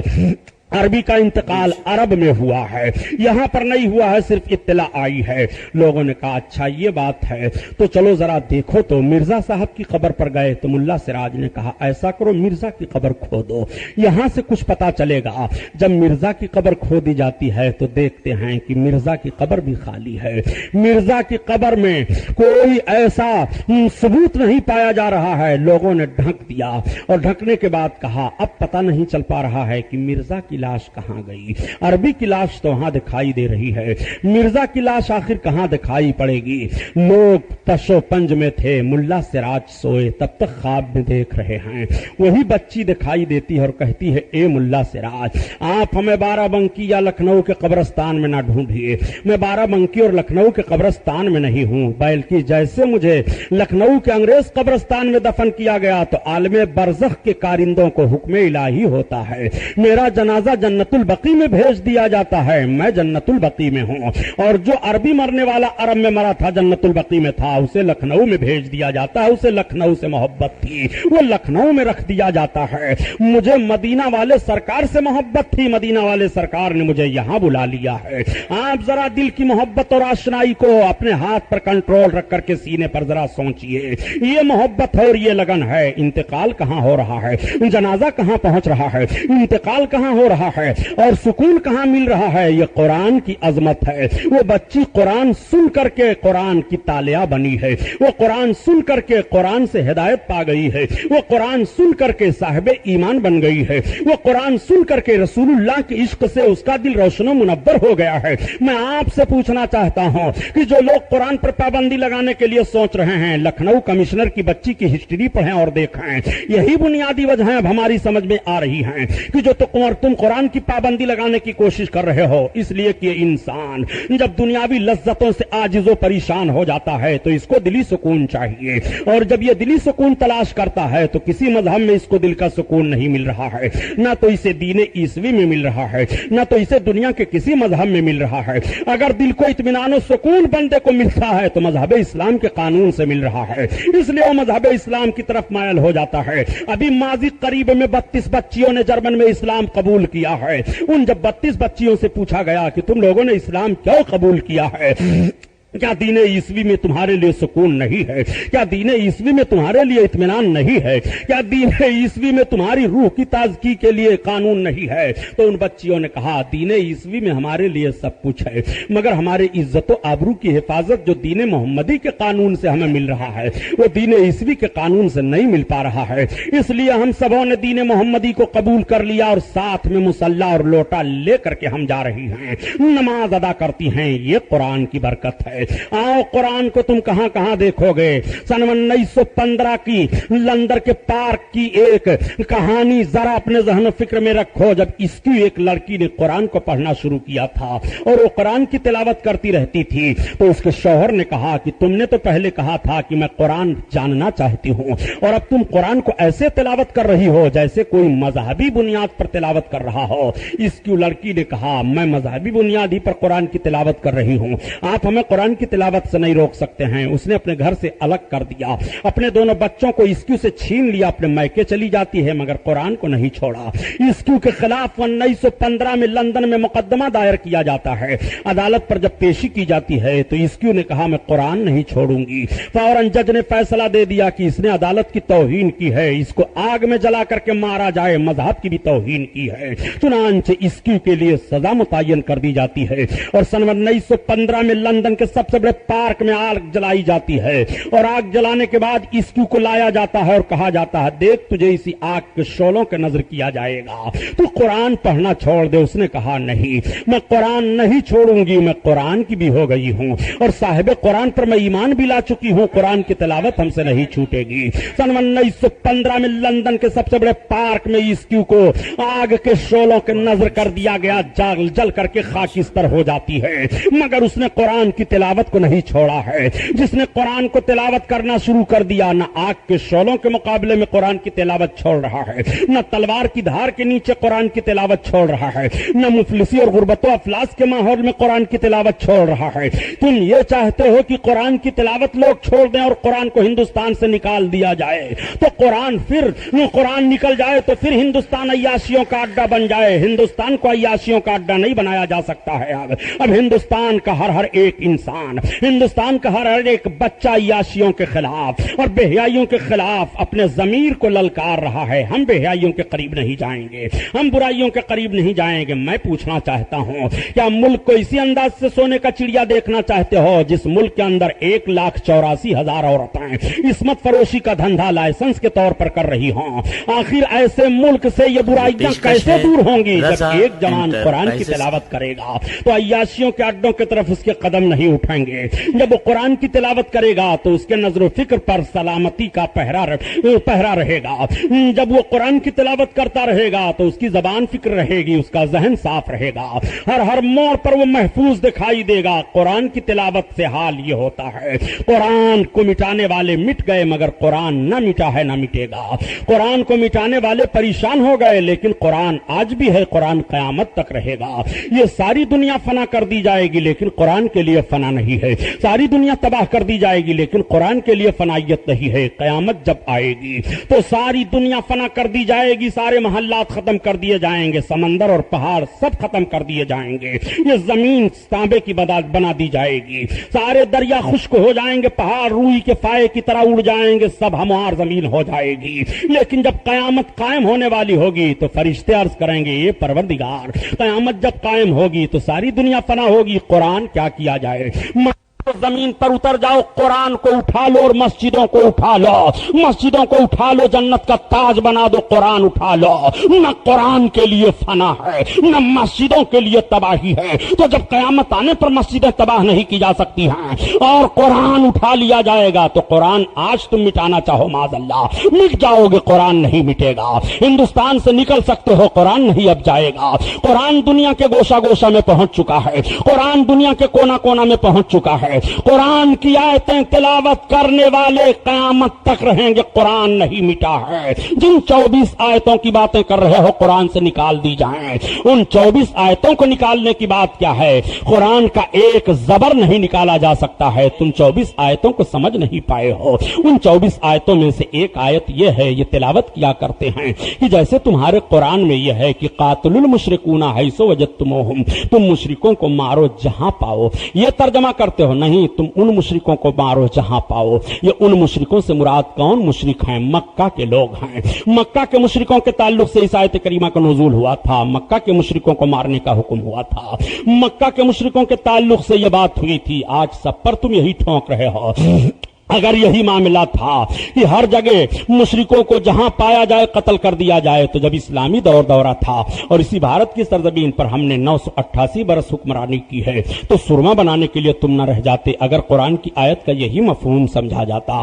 تم مفہوم نہیں سمجھے ہو. قرآن عظیم کے مفہوم کو ذرا سمجھتے چلو. قرآن عظیم نے مارنے کے لیے جن مشرکوں کو کہا ہے، یا قرآن نے جہاں جہاد کرنے کے لیے حکم دیا ہے، یا قرآن میں جہاں پر سزائیں متعین کی گئی ہیں، اس جرم پر یہ سزا ہے، اس جرم پر یہ سزا ہے، تم خود بتاؤ. یہ چوری کرنے پر سزا دو گے کہ نہیں؟ شراب پینے پر سزا دو گے کہ نہیں؟ زنا کرنے پر سزا دو گے کہ نہیں؟ تمہارے ملک پر کوئی حملہ آور ہو تو سرحدوں پر اپنی فوج کو لگاؤ گے کہ نہیں؟ تم کہتے ہو کہ وہ آیتیں 24 نکال دی جائیں. خدا کی قسم قرآن کا یہ فارمولہ ہٹا دیا جائے تو تم کسی بھی ملک پر حکمرانی نہیں کر سکتے ہو. ملک میں دہشت گردی پھیل جائے گی. اگر کہتے ہو کہ قرآن کی ان آیتوں کو نکالو جس میں قتل کا پیغام دیا جاتا ہے، میں عرض کرتا ہوں کہ بھارت کی سرحدوں سے فوج کو ہٹاؤ. بھارت کی سرحدوں پر نوجوان کیوں لگائے گئے ہیں؟ اس لیے لگائے گئے ہیں کہ بھارت کی ایک بالشت زمین پر اگر ناجائز قبضہ کرنے کی کسی نے کوشش کی تو بھارت کا جوان اپنے خون کو پیش کر دے گا، لیکن اپنے ملک پر کسی کو قابض نہیں ہونے دے گا. اگر یوں ہی لوگ دوسرے ملک پر قبضہ کرتے چلے جائیں تو ہر ملک کا نظام درہم برہم ہو جائے گا. ہر ملک کا قانون تباہ و برباد ہو جائے گا. ہر ملک کے رہنے والے تباہ و برباد ہو جائیں گے. سرحدوں کی حفاظت کی جاتی ہے، یہ قرآن سے ہمیں سبق ملا ہے. قتل و زنا پر سزائیں متعین کی جاتی ہیں، یہ قرآن سے ہمیں سبق ملا ہے. انہی 24 آیتوں میں یہ ساری آیتیں پائی جا رہی ہیں. تم ان آیتوں کو نکالنے کی بھی بات کر رہے ہو اور ملک میں اسی فارمولے پر عمل کرتے ہوئے بھی دکھائی دے رہے ہو. قرآن نے تو تمہیں طرز حکومت دے دیا ہے. قرآن نے تو تمہیں وصول زندگی دے دیا ہے کہ اگر کوئی ملک کی سرحد پر حملہ آور ہوتا ہے تو اس کے ساتھ جنگ کی جائے گی. اگر کوئی ہمارے ملک کے وقار پر حملہ آور ہوتا ہے تو ہم اس کے ساتھ اپنے خون کو بہانے کے لیے تیار ہیں. اگر کوئی ملک میں دہشت گردی پھیلاتا ہے تو ہم اس کے لیے اپنے خون کو بہانے کے لیے تیار ہیں. یہ فارمولہ، یہ دستور ہمیں قرآن سے ملا ہے. میں آپ کے ذہن و فکر پر داد دیتا ہوں پیارے، تم قرآن میں اور مسلمانوں پر دہشت گردی کے الزام کو ٹھونکتے ہو کہ یہ قرآن سے دہشت گرد بنتا ہے. مسلمان دہشت گرد نہیں ہوتا. اس کو دہشت گردی نہیں کہتے ہیں. جس چیز کو آپ نے دہشت گردی سمجھا ہے اور جس چیز کو آپ دہشت گردی سمجھ کر کے مسلمان کو اس میں ملوث کرنا چاہتے ہیں، قطعاً غلط ہے آپ کا وصول. اس کو دہشت گردی نہیں کہتے ہیں. اگر یہی دہشت گردی کا فارمولہ ہے تو میں آپ کے تاریخ کے حوالے سے ایک جملہ آپ کے لیے کہہ دوں گا. اس جملے پر ہماری گرفت نہ کیجیے گا، صرف معلومات کی بنیاد پر میں کہہ رہا ہوں. آپ بہت ہی ذوق و شوق کے ساتھ اپنی تاریخ پڑھتے ہو. رام اور لکشمن کی تاریخ پڑھ کر کے کہتے ہو راون نے رام کی بیوی کو سیتا کو ہر لیا تھا، وہ بھگا کر کے لے کر کے بھاگا تھا. میں آپ سے پوچھتا ہوں یہ واقعہ اگر صحیح ہے تو رام نے کون سی کوشش کی تھی؟ کہو گے سبحانی صاحب آپ کو نہیں معلوم ہے، آپ مسلمان مولوی ہیں، آپ کو تاریخ نہیں معلوم ہے کہ جب ان کو ہر کر کے راون بھگا تھا تو ہنومان جا کر کے لنکا میں آگ لگا دیا تھا اور سارے لنکا کو پھونک دیا تھا. میں آپ سے پوچھنا چاہتا ہوں اس کو آپ دہشت گردی قرار دے دیں گے کہ عزت و آبرو پر حملہ کرنے والے کا دفاع آپ قرار دیں گے؟ دہشت گردی اسے نہیں کہتے ہیں. آپ کو کہنا پڑے گا کہ عزت پر حملہ کیا گیا تھا، اس لیے چاہے ملک تباہ و برباد ہو، چاہے لوگ تباہ و برباد ہوں، عزت دیکھی جائے گی. میں آپ سے پوچھنا چاہتا ہوں دہشت گردی کا مفہوم تم پیدا کر رہے ہو. قرآن کے خلاف بول کر کے گروہی تصادم کا جوش و جذبہ تم پیدا کر رہے ہو. قرآن کے خلاف بھارت میں کبھی نہیں بولا گیا تھا. مسلمانوں کے خلاف تلواریں ضرور بھارت میں چلی تھی، راجاؤں نے تلواریں چلائی تھی، سرحدی لوگوں نے تلواریں چلائی تھی، مگر قرآن کے خلاف کسی نے کوئی آواز نہیں اٹھائی تھی. بھارت کے ایسے بھی سیاسی لوگ ہو گئے ہیں جو آج قرآن پر سے بحث کرنے کے لیے تیار ہوتے ہیں اور قرآن کے تعلق سے باتیں کرتے رہتے ہیں کہ قرآن میں یہ دہشت گردی کا پیغام دیا جاتا ہے، قرآن میں جہاد کا جوش و جذبہ دیا جاتا ہے. نہیں پیارے، قرآن میں جہاد کا جوش و جذبہ دیا جاتا ہے مگر تم نے جہاد کو سمجھا کی نہیں. قرآن نے تلوار کی جہاد کو چھوٹا جہاد کہا ہے اور قرآن نے نفس کے ساتھ جہاد کرنے کو بڑا جہاد کہا ہے. قرآن جہاد کا پیغام ضرور دے رہا ہے. قرآن پیغام دیتا ہے چوری کے قریب نہ جاؤ، یہ نفس سے جہاد کرنا ہے، شراب خوری کے قریب نہ جاؤ، یہ نفس سے جہاد کرنا ہے، حقوق مارنے کے قریب نہ جاؤ، یہ نفس سے جہاد کرنا ہے۔ قرآن جہاد کا پیغام دیتا ہے، قتل و غارت گری کے قریب نہ جاؤ ناحق، یہ نفس کے ساتھ جہاد کرنا ہے۔ آنکھوں کے تقدس کے بچاؤ، یہ نفس کے ساتھ جہاد کرنا ہے۔ میں پوچھنا چاہتا ہوں، نفس کے ساتھ جہاد کرنے کا پیغام قرآن سے مل رہا ہے۔ قرآن کے اصول و ضابطے پر غور فرماؤ۔ اگر قرآن کا ضابطہ ہٹا دیا جائے تو یہ انسان نہیں رہے گا، بلکہ یہ انسان جانوروں کی شکل میں زمین پر چلتا پھرتا ایک ایسی مخلوق دکھائی دے گا کہ جس سے شرافت و تقدس کا جنازہ نکل جائے گا۔ اس لیے ضرورت ہے کہ قرآن کے اصولوں پر عمل کیا جائے، اور قرآن نے نفس کے ساتھ جہاد کا پیغام دیا ہے۔ دوسروں کے ساتھ قتل اور خونریزی کا اگر پیغام دیا ہے تو حقوق کے مارنے کی بنیاد پر پیغام دیا گیا ہے۔ بقیہ ناحق کہیں پر بھی اسلام نے قتل کا پیغام نہیں دیا ہے۔ تم کہتے ہو کہ مذہب اسلام دہشت گردی، مذہب اسلام کے کٹر پنتھی لوگ دہشت گردی پھیلاتے ہیں، قتل و غارت گری پھیلاتے ہیں۔ رسول اللہ کا پیغام آپ نے نہیں سنا ہے۔ آقا کریم ارشاد فرماتے ہیں، یہ مجھے گوارا ہے کہ زمین دھنس جائے، یہ مجھے گوارا ہے آسمان گر جائے، مگر یہ مجھے گوارا نہیں ہے کہ زمین پر کسی کا ناحق خون بہایا جائے، یہ مجھے گوارا نہیں ہے۔ آپ ذرا فرمانے پیغمبر رسالت کو ملاحظہ فرمائیے، نبی کونین نے خون انسانی کا احترام کس طور پر کیا ہے؟ اللہ کے رسول صلی اللہ تعالی علیہ وسلم نے انسانی خون کا احترام کس طور پر فرمایا ہے؟ جب کہہ دیا کرتے ہو کہ مذہب اسلام دہشت گردی سکھاتا ہے اور مذہب اسلام قتل و غارت گری کا پیغام دیتا ہے، وہ جوش و جذبہ قرآن سے ملتا ہے، اس لیے قرآن کی آیتوں پر پابندی لگائی جائے، تو تمہارے عقل پر ماتم کرنے کی طبیعت چاہ رہی ہے۔ قرآن پر پابندی مکہ والوں نے بھی لگانے کی کوشش کی تھی۔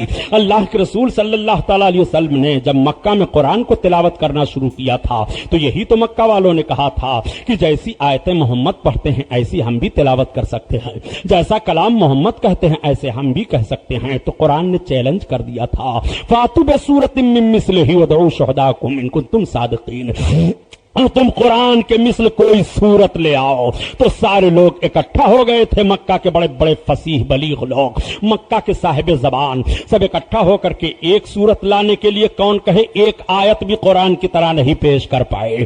مکہ والوں نے بھی قرآن کو چیلنج کیا تھا۔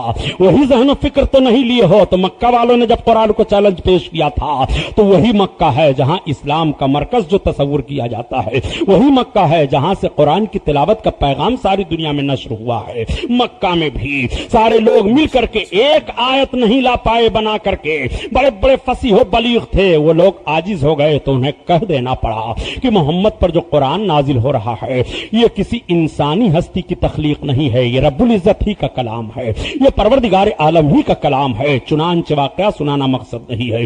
حضرت عمر بن خطاب رضی اللہ تعالیٰ عنہ جب اسلام لائے ہیں تو کس بنیاد پر اسلام لائے؟ اپنے بہن کے گھر جب گئے تھے تو بہن قرآن کی تلاوت کر رہی تھی، بہنوئی قرآن کی تلاوت کر رہے تھے، ایک صحابی قرآن پڑھ رہے تھے، سورہ طٰہٰ کی چند آیتیں سامنے ہیں۔ بہن کو آپ نے دیکھ لیا، کہا تم کیا پڑھ رہی تھی؟ کہا میں کچھ نہیں۔ کہا نہیں تمہیں بتانا پڑے گا، بتاؤ۔ کہا یہ میں تلاوت کر رہی تھی۔ کہا یہ کیا ہے؟ کہا محمد پر جو قرآن نازل ہوتا ہے اس کی آیتیں ہیں، سورہ طٰہٰ کی چند آیتیں سامنے ہیں۔ حضرت عمر فاروق اعظم نے جیسے تلاوت کی، چونکہ عربی ہیں وہ اور عربی زبان جانتے ہیں، جیسے وہ اس کو دیکھتے ہیں اور تلاوت کرتے ہیں ذہن کا پردہ ہٹ جاتا ہے، آنکھوں سے آنسو جاری ہو جاتے ہیں، تلوار کھلی کی کھلی رہتی ہے۔ اے بہن، اپنے بہنوئی سے کہتے ہیں اے بہنوئی، اب ہمیں بھی اس رسول کے قدموں میں لے چلو جس رسول پر یہ قرآن نازل ہوا ہے۔ یہ قرآن ہی کی تو برکت ہے کہ قرآن کی آیت کو دیکھ کر کے حضرت عمر بن خطاب کا دل پسیجا تھا، ان کی تلوار کھلی کی کھلی رہ گئی تھی اور بارگاہ رسالت میں حاضر ہونے کے بعد قدم رسول پر گر گئے تھے اور اسلام قبول کیا تھا۔ ذرا قرآن کو دیکھنا ہے تو دیکھتے چلو۔ رسول اللہ صلی اللہ علیہ وسلم نے قرآن کا پیغام جب نشر کیا ہے مکہ کی سرزمین پر، میرے آقا کے خلاف تلواریں اٹھ گئی ہیں، راستے میں پتھر ڈالے جا رہے ہیں، کوڑے کرکٹ پھینکے جا رہے ہیں، سرکار کے پیچھے پیچھے بچوں کو لگا دیا جاتا ہے، تالیاں بجائی جاتی ہیں، یہ محمد جا رہے ہیں، دیکھو قرآن پڑھ رہے ہیں، محمد ایسا کلام پیش کر رہے ہیں جو کلام کوئی بنا ہی نہیں پا رہا ہے۔ مکہ کی گلیوں میں یہ باتیں ہو رہی ہیں، لوگوں کے گھروں پر یہ باتیں ہو رہی ہیں، پابندیاں لگا دی جاتی ہیں کہ یہ تو بات صحیح ہے کہ محمد جو کلام پیش کرتے ہیں وہ کوئی انسان نہیں پیش کر سکتا، لیکن یہ بھی تو خوبی ہے کہ محمد کے کلام کو جو سن لیتا ہے وہ محمد کے دین کو قبول کر لیتا ہے, وہ ان کا کلمہ پڑھ لیا کرتا ہے, اس لیے پابندی لگا دو. اے بچوں تم محمد کے کلام کو نہ سننا. عورتوں پر پابندیاں لگا دی جاتی ہیں کہ خبردار تم محمد کے کلام کو نہ سننا. اتنی پابندیاں مکہ میں لگائی گئی تھی کہ کانوں میں روئیاں ٹھونس دی گئی تھی. یہ بھی ہمیں تاریخ بتائی جا رہی ہے, محمد کا ہم کلام نہیں سنیں گے جو ان پر نازل ہو رہا ہے, اپنے کانوں میں روئیاں ٹھونس لو. اگر اچانک کوئی دیکھ لیتا سرکار کو اور میرے آقا تلاوت کرتے جاتے, اپنے کان سے روئی نکال لیتا اور قرآن کی آیت اس کے کان میں پڑ جاتی, سنائی دیتی, وہ سن کر کے بے قرار ہوتا تھا, چوری چھپے حاضر ہو کر کے عرض کرتا میں نے مان لیا آپ نبی برحق ہیں, مجھے کلمہ پڑھائیے, میں نے قبول کر لیا آپ نبی برحق ہیں. یہ قرآن کی عظمت ہے, ذرا ملاحظہ کرتے چلیے. یہی اللہ کے رسول صلی اللہ تعالی علیہ وسلم ہیں. میرے سرکار مکہ شریف میں اسلام کی تبلیغ فرما رہے ہیں, کلمے کا اعلان ہو گیا ہے, قرآن کی تلاوت فرما رہے ہیں. مکہ سے باہر یمن کے صوبے کا ایک گورنر تھا جس کا نام طفیل بن عمر دوسی تھا. طفیل بن عمر دوسی یمن کے صوبے کا بہت بڑا مضبوط گورنر تھا. وہ مکہ کی زیارت کرنے کے لیے آیا خانہ کعبہ کی. راستے میں جیسے پہنچا پتا چل گیا مکہ کے رئیسوں کو کہ یمن کے صوبے کا گورنر طفیل بن عمر دوسی آ رہا ہے, خانہ کعبہ کی زیارت کرنے کے لیے آ رہا ہے. مکہ کے چند سربراہ لوگ جس میں ابو جہل سب سے آگے تھا, جا کر کے راستے میں کھڑے ہو جاتے ہیں. گورنر کی سواری آئی ہے, اونٹوں کے قطار در قطار چلے آ رہے ہیں, اس کے پیچھے لوگ. طفیل بن عمر دوسی کا استقبال کیا گیا. ابو جہل نے اپنے گھر لے جا کر کے ٹھہرایا. اس وقت اس کو ابو جہل کا معاملہ نہیں تھا بلکہ رئیس مکہ کہا جاتا تھا, اور عامر ابن حشام اس کا نام تھا. اس کا لقب ابو الحکم تھا. قتل کے مقدمات کا فیصلہ کیا کرتا تھا, بڑے بڑے مقدموں کا فیصلہ کیا کرتا تھا. چنانچہ اپنے گھر ٹھہرایا, بڑی خاطر و مدارات کی, اور جب وہ خانہ کعبہ کا طواف کرنے کے لیے چلا تو ابو جہل نے کہا اے صوبے یمن کے گورنر, خانہ کعبہ کا طواف کرنے کے لیے جا رہے ہو, لیکن ایک چیز کا خاص خیال رکھو, ہمارے مکہ میں محمد ابن عبداللہ نے نبی اور رسول ہونے کا اعلان کر دیا ہے. وہ آیت تلاوت کرتے رہتے ہیں, کلام پڑھتے ہیں, ان کے کلام کو جو سن لیتا ہے انہی کا ہو جاتا ہے. تم شاعر آدمی ہو, تم بڑے فصیح و بلیغ ہو, تمہیں بھی محمد کا کلام متاثر کر سکتا ہے. اس لیے میری رائے یہ ہے کہ تم جاؤ گے حرم میں کعبہ کا طواف کرنے کے لیے. محمد اکثر حرم میں ہی رہتے ہیں, کعبہ کے قریب رہا کرتے ہیں, ایسا نہ ہو ان سے تمہاری ملاقات ہو جائے اور ان کے کلام کو تو سن لو تو انہی کے رہ جاؤ. طفیل بن عمر دوسی نے کہا میں اتنا کمزور دل کا آدمی نہیں ہوں کہ اپنا مذہب میں بدل دوں اور کسی کے کلام کے سن کر کے میں فوراً اس کو قبول کر لیا کروں, گھبرانے کی ضرورت نہیں ہے. اس نے کہا نہیں, میری رائے تو یہ ہے کہ اپنے کانوں میں آپ روئی ٹھونس لیں. چنانچہ کانوں میں اس نے روئی ڈلوا دیا. طفیل بن عمر دوسی گئے, کعبہ کا طواف کرنے لگے. ایک دو پھیرا گھومتے ہیں تب تک نگاہ پڑ جاتی ہے, ایک بڑا حسین و جمیل چہرہ دکھائی دے رہا ہے. وہ زمین پر اپنی پیشانی کو رکھ رہے ہیں, کبھی اٹھ کر کے کھڑے ہو رہے ہیں, کچھ پڑھ رہے ہیں. طفیل بن عمر دوسی کے ذہن و فکر میں بات آتی ہے, ہونا ہو وہ محمد یہی تو نہیں ہے جن کے تعلق سے مجھے ابو الحکم ابو جہل نے بتایا ہے. لاؤ یہ کچھ پڑھ رہے ہیں, میں سنوں. دل بے قرار ہو جاتا ہے, چہرے نبوت پر نگاہ پڑ گئی ہے. ایسے بے قرار ہوئے طفیل بن عمر دوسی اور میرے سرکار کا مقدس چہرہ. اللہ اکبر. اسی لیے تو اعلی حضرت عظیم البرکت عرض گزار ہوتے ہیں, یا رسول اللہ آپ کے وجہ کریم کا معاملہ تو یہ ہے کہ وہ کمال حسن حضور ہے کہ گمان نقص جہاں نہیں, اور یہی پھول خار سے دور ہے, یہی شمع ہے کہ دھواں نہیں. اور سرکار مفتی اعظم ہند رحمت اللہ تعالی علیہ عرض گزار ہوتے ہیں, یا رسول اللہ آپ کے وجہ کریم کا حال تو یہ ہے, آپ کے حسن کا حال تو یہ ہے, وہ ہنسی کیا جو فتنے اٹھا کر چلے. اور حسیناؤں کا چلنا ہوتا ہے, وہ چلیں تو فتنے ابھر آتے ہیں, فتنے اٹھ جاتے ہیں. لیکن یا رسول اللہ آپ کے حسن کا عالم یہ ہے, وہ ہنسی کیا جو فتنے اٹھا کر چلے, اٹھا کر چلے. ہاں ہنسی تم ہو فتنے مٹا کر چلے مٹا کر چلے ہاں ہنسی تم ہو فی تو نے مٹا کر چلے مٹا کر چلے اللہ اللہ طفیل بن عمر دوسی نے دیکھا تو ان کے ذہن و فکر میں بات آ جاتی ہے واقعی یہی وہ چہرہ ہے جس چہرے کو دیکھنے کی پابندی ہم پر لگائی گئی ہے یہی وہ چہرہ ہے جس چہرے کو دیکھنے پر ہم پر کنٹرول کیا گیا ہے انہی کا کلام ہے جس کو سننے کے لیے ہم کو کہا گیا کہ کانوں میں تم اپنے روئی ٹھونس لو طفیل بن عمر دوسی بے قرار ہو جاتے ہیں بے قراری کے عالم میں کانوں سے روئی کو نکال دیا اور جیسے پھینکا اللہ کے حبیب کے قریب کھڑے ہو گئے میرے آقا نماز پڑھ رہے تھے طفیل بن عمر دوسی کلام الہی سن رہے ہیں آنکھیں ڈبڈبا جاتی ہیں آنکھوں سے آنسو جاری ہو جاتے ہیں جب میرے سرکار نماز پڑھ کر کے فارغ ہوئے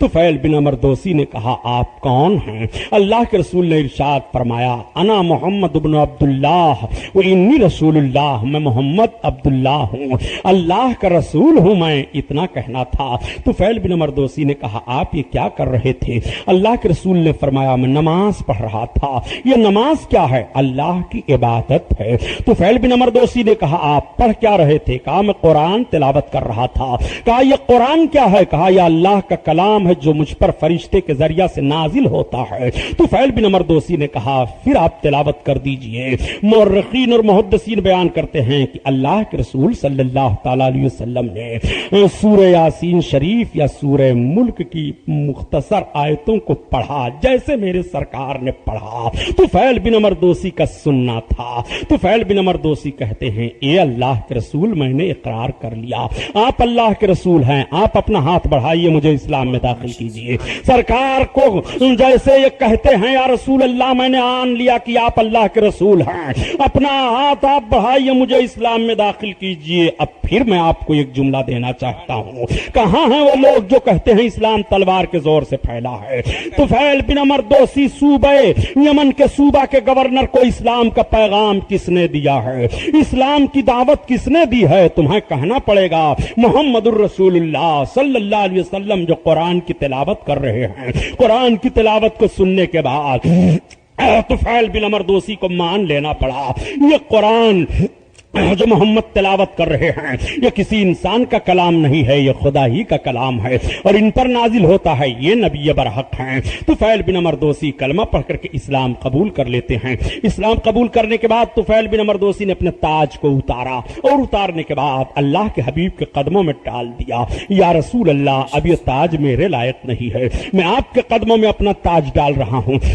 یا رسول اللہ مکہ کے لوگ آپ کی باتوں کو سننے کے بعد آپ پر ایمان لانا چاہیے آپ کے خلاف تلواریں اٹھا رہے ہیں اور آپ کے کلام کو سن نہیں رہے ہیں یا رسول اللہ میری رائے تو یہ ہے میں آپ کی بارگاہ میں عرض کرتا ہوں کہ آپ مکہ چھوڑ دیں آپ ہمارے یمن میں چلے چلے وہیں سے اسلام کی تبلیغ فرمائیں اے میرے آقا میری پوری فوج رہے گی میری پوری طاقت رہے گی اللہ کے حبیب فرماتے ہیں طفیل بن عمر دوسی تمہارے اس صلاح و مشورہ کو میں مبارکباد پیش کرتا ہوں طفیل بن عمر دوسی اگر مجھے اختیار دیا گیا کہ محبوب مکہ چھوڑو جہاں تمہاری طبیعت چاہے وہاں جاؤ تو میں یمن آؤں گا اور اگر اللہ کا حکم ہوا کہ نہیں محبوب مکہ چھوڑ کر کے فلاں جگہ جاؤ تو میں اپنے رب کے حکم کا پابند ہوں اس لیے اے طفیل بن عمر دوسی جب تک رب کا حکم نہیں ہوگا میں مکہ کو نہیں چھوڑوں گا طفیل بن عمر دوسی عرض کرتے ہیں یا رسول اللہ تو آپ کے خلاف تلواریں چمکیں گی میرا محافظ پروردگار ہے یا رسول اللہ گلی کوچوں میں آپ کے خلاف جنگ کی تیاریاں کی جائیں گی میرا حفاظت کرنے والا میرا خدا ہے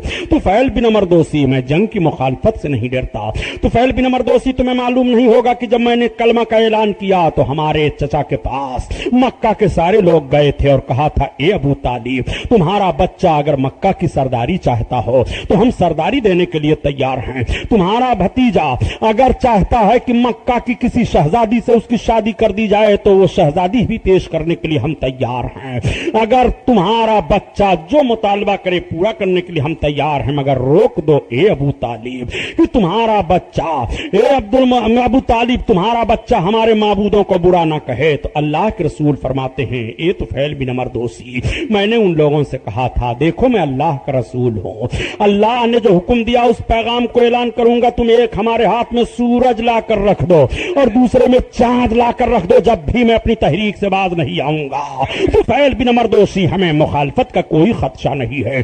اسلام بڑھا ہے، بڑھے گا، بڑھتا رہے گا.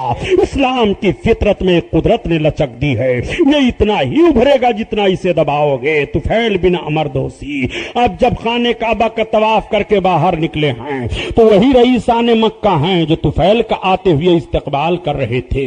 لیکن اب جب طفیل بن عمر دوسی جا رہے ہیں تو تنہا جا رہے ہیں، ان کے پیچھے پیچھے کوئی نہیں چل رہا ہے. ابو جہل کے ذہن و فکر پر ماتم آ جاتی ہے. ابو جہل پریشان ہو جاتا ہے کہ طفیل بن عمر دوسی نے بھی محمد کا کلمہ پڑھ لیا. ہائے کس طور پر محمد پر پابندی لگائی جائے، ان کے کلام کو کوئی نہ سنے.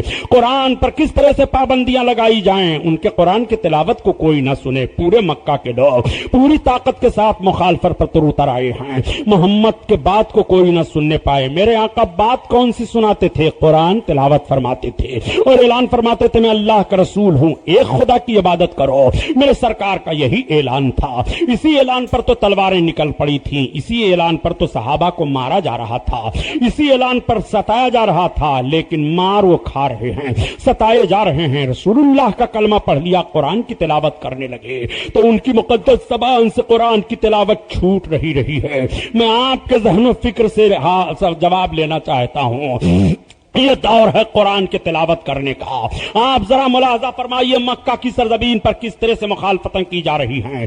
کیا ان لوگوں نے قرآن کی تلاوت کو چھوڑا تھا؟ نہیں. کیا ان لوگوں نے قرآن پڑھنا بند کیا تھا؟ نہیں. کیا ان لوگوں نے قرآن کے خلاف کوئی آواز اٹھائی گئی تو پسند کیا تھا؟ نہیں، بلکہ وہ مارنے اور مرنے کے لیے تیار ہو گئے تھے.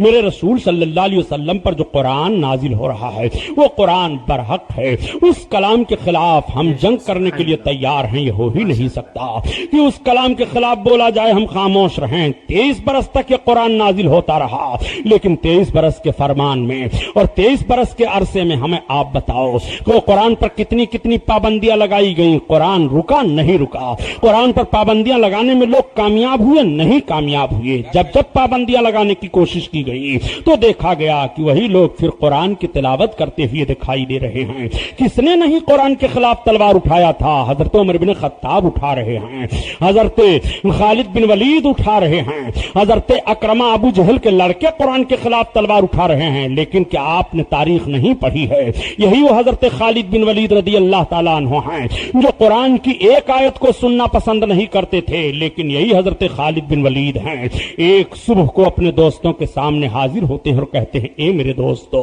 اب میں محمد کے خلاف تلوار نہیں چلاؤں گا. لوگوں نے کہا خالد تمہیں کیا ہو گیا ہے؟ تمہاری بہادری مر چکی ہے، تمہارے اوپر کون سا جادو ہو گیا؟ خالد بن ولید نے کہا میرے اوپر کوئی جادو نہیں ہوا ہے، میں محمد الرسول اللہ کے خلاف اب اپنی تلوار کو بند کرتا ہوں. جو ان پر قرآن نازل ہو رہا ہے وہ قرآن برحق ہے، وہ نبی برحق ہیں. یہی خالد بن ولید ہیں جنہوں نے مدینہ شریف کی سرزمین پر جب میرے سرکار ہجرت کر کے گئے تھے اور جنگ احد دوسری جنگ عظیم ہوئی تھی تو حضرت خالد بن ولید فوج کی قیادت کرتے ہوئے مسلمان فوجیوں کو شکست دے چکے تھے. لیکن یہی حضرت خالد بن ولید ہیں مکہ سے روانہ ہو رہے ہیں. کہاں جا رہے ہو؟ خالد رسول اللہ کی بارگاہ میں جا رہا ہوں. کہاں جا رہے ہو؟ نبی کونین کے قدموں میں جا رہا ہوں. حضرت خالد بن ولید مدینہ طیبہ میں پہنچ کر کے سرکار کے قدموں میں اپنے سر کو رکھ دیتے ہیں، عرض کرتے ہیں یا رسول اللہ خالد بن ولید بڑی بھول میں تھا، آپ کے خلاف تلواریں چلتی رہیں. اے میرے آقا اب میں آپ کی بارگاہ میں معافی کا پروانہ لینے کے لیے آیا ہوں، آپ ہمیں اپنا غلام بنا لیجئے. اللہ کے رسول نے کلمہ پڑھایا، اسلام میں داخل فرما لیا. آپ سے میں پوچھنا چاہتا ہوں، مجھے بتاؤ پیارے، حضرت خالد بن ولید کو کس تلوار نے مسلمان کیا تھا؟ ابو جہل کے لڑکے اکرمہ کو کس تلوار نے مسلمان کیا تھا؟ حضرت ابوبکر صدیق رئیس مکہ کو کس تلوار نے مسلمان کیا تھا؟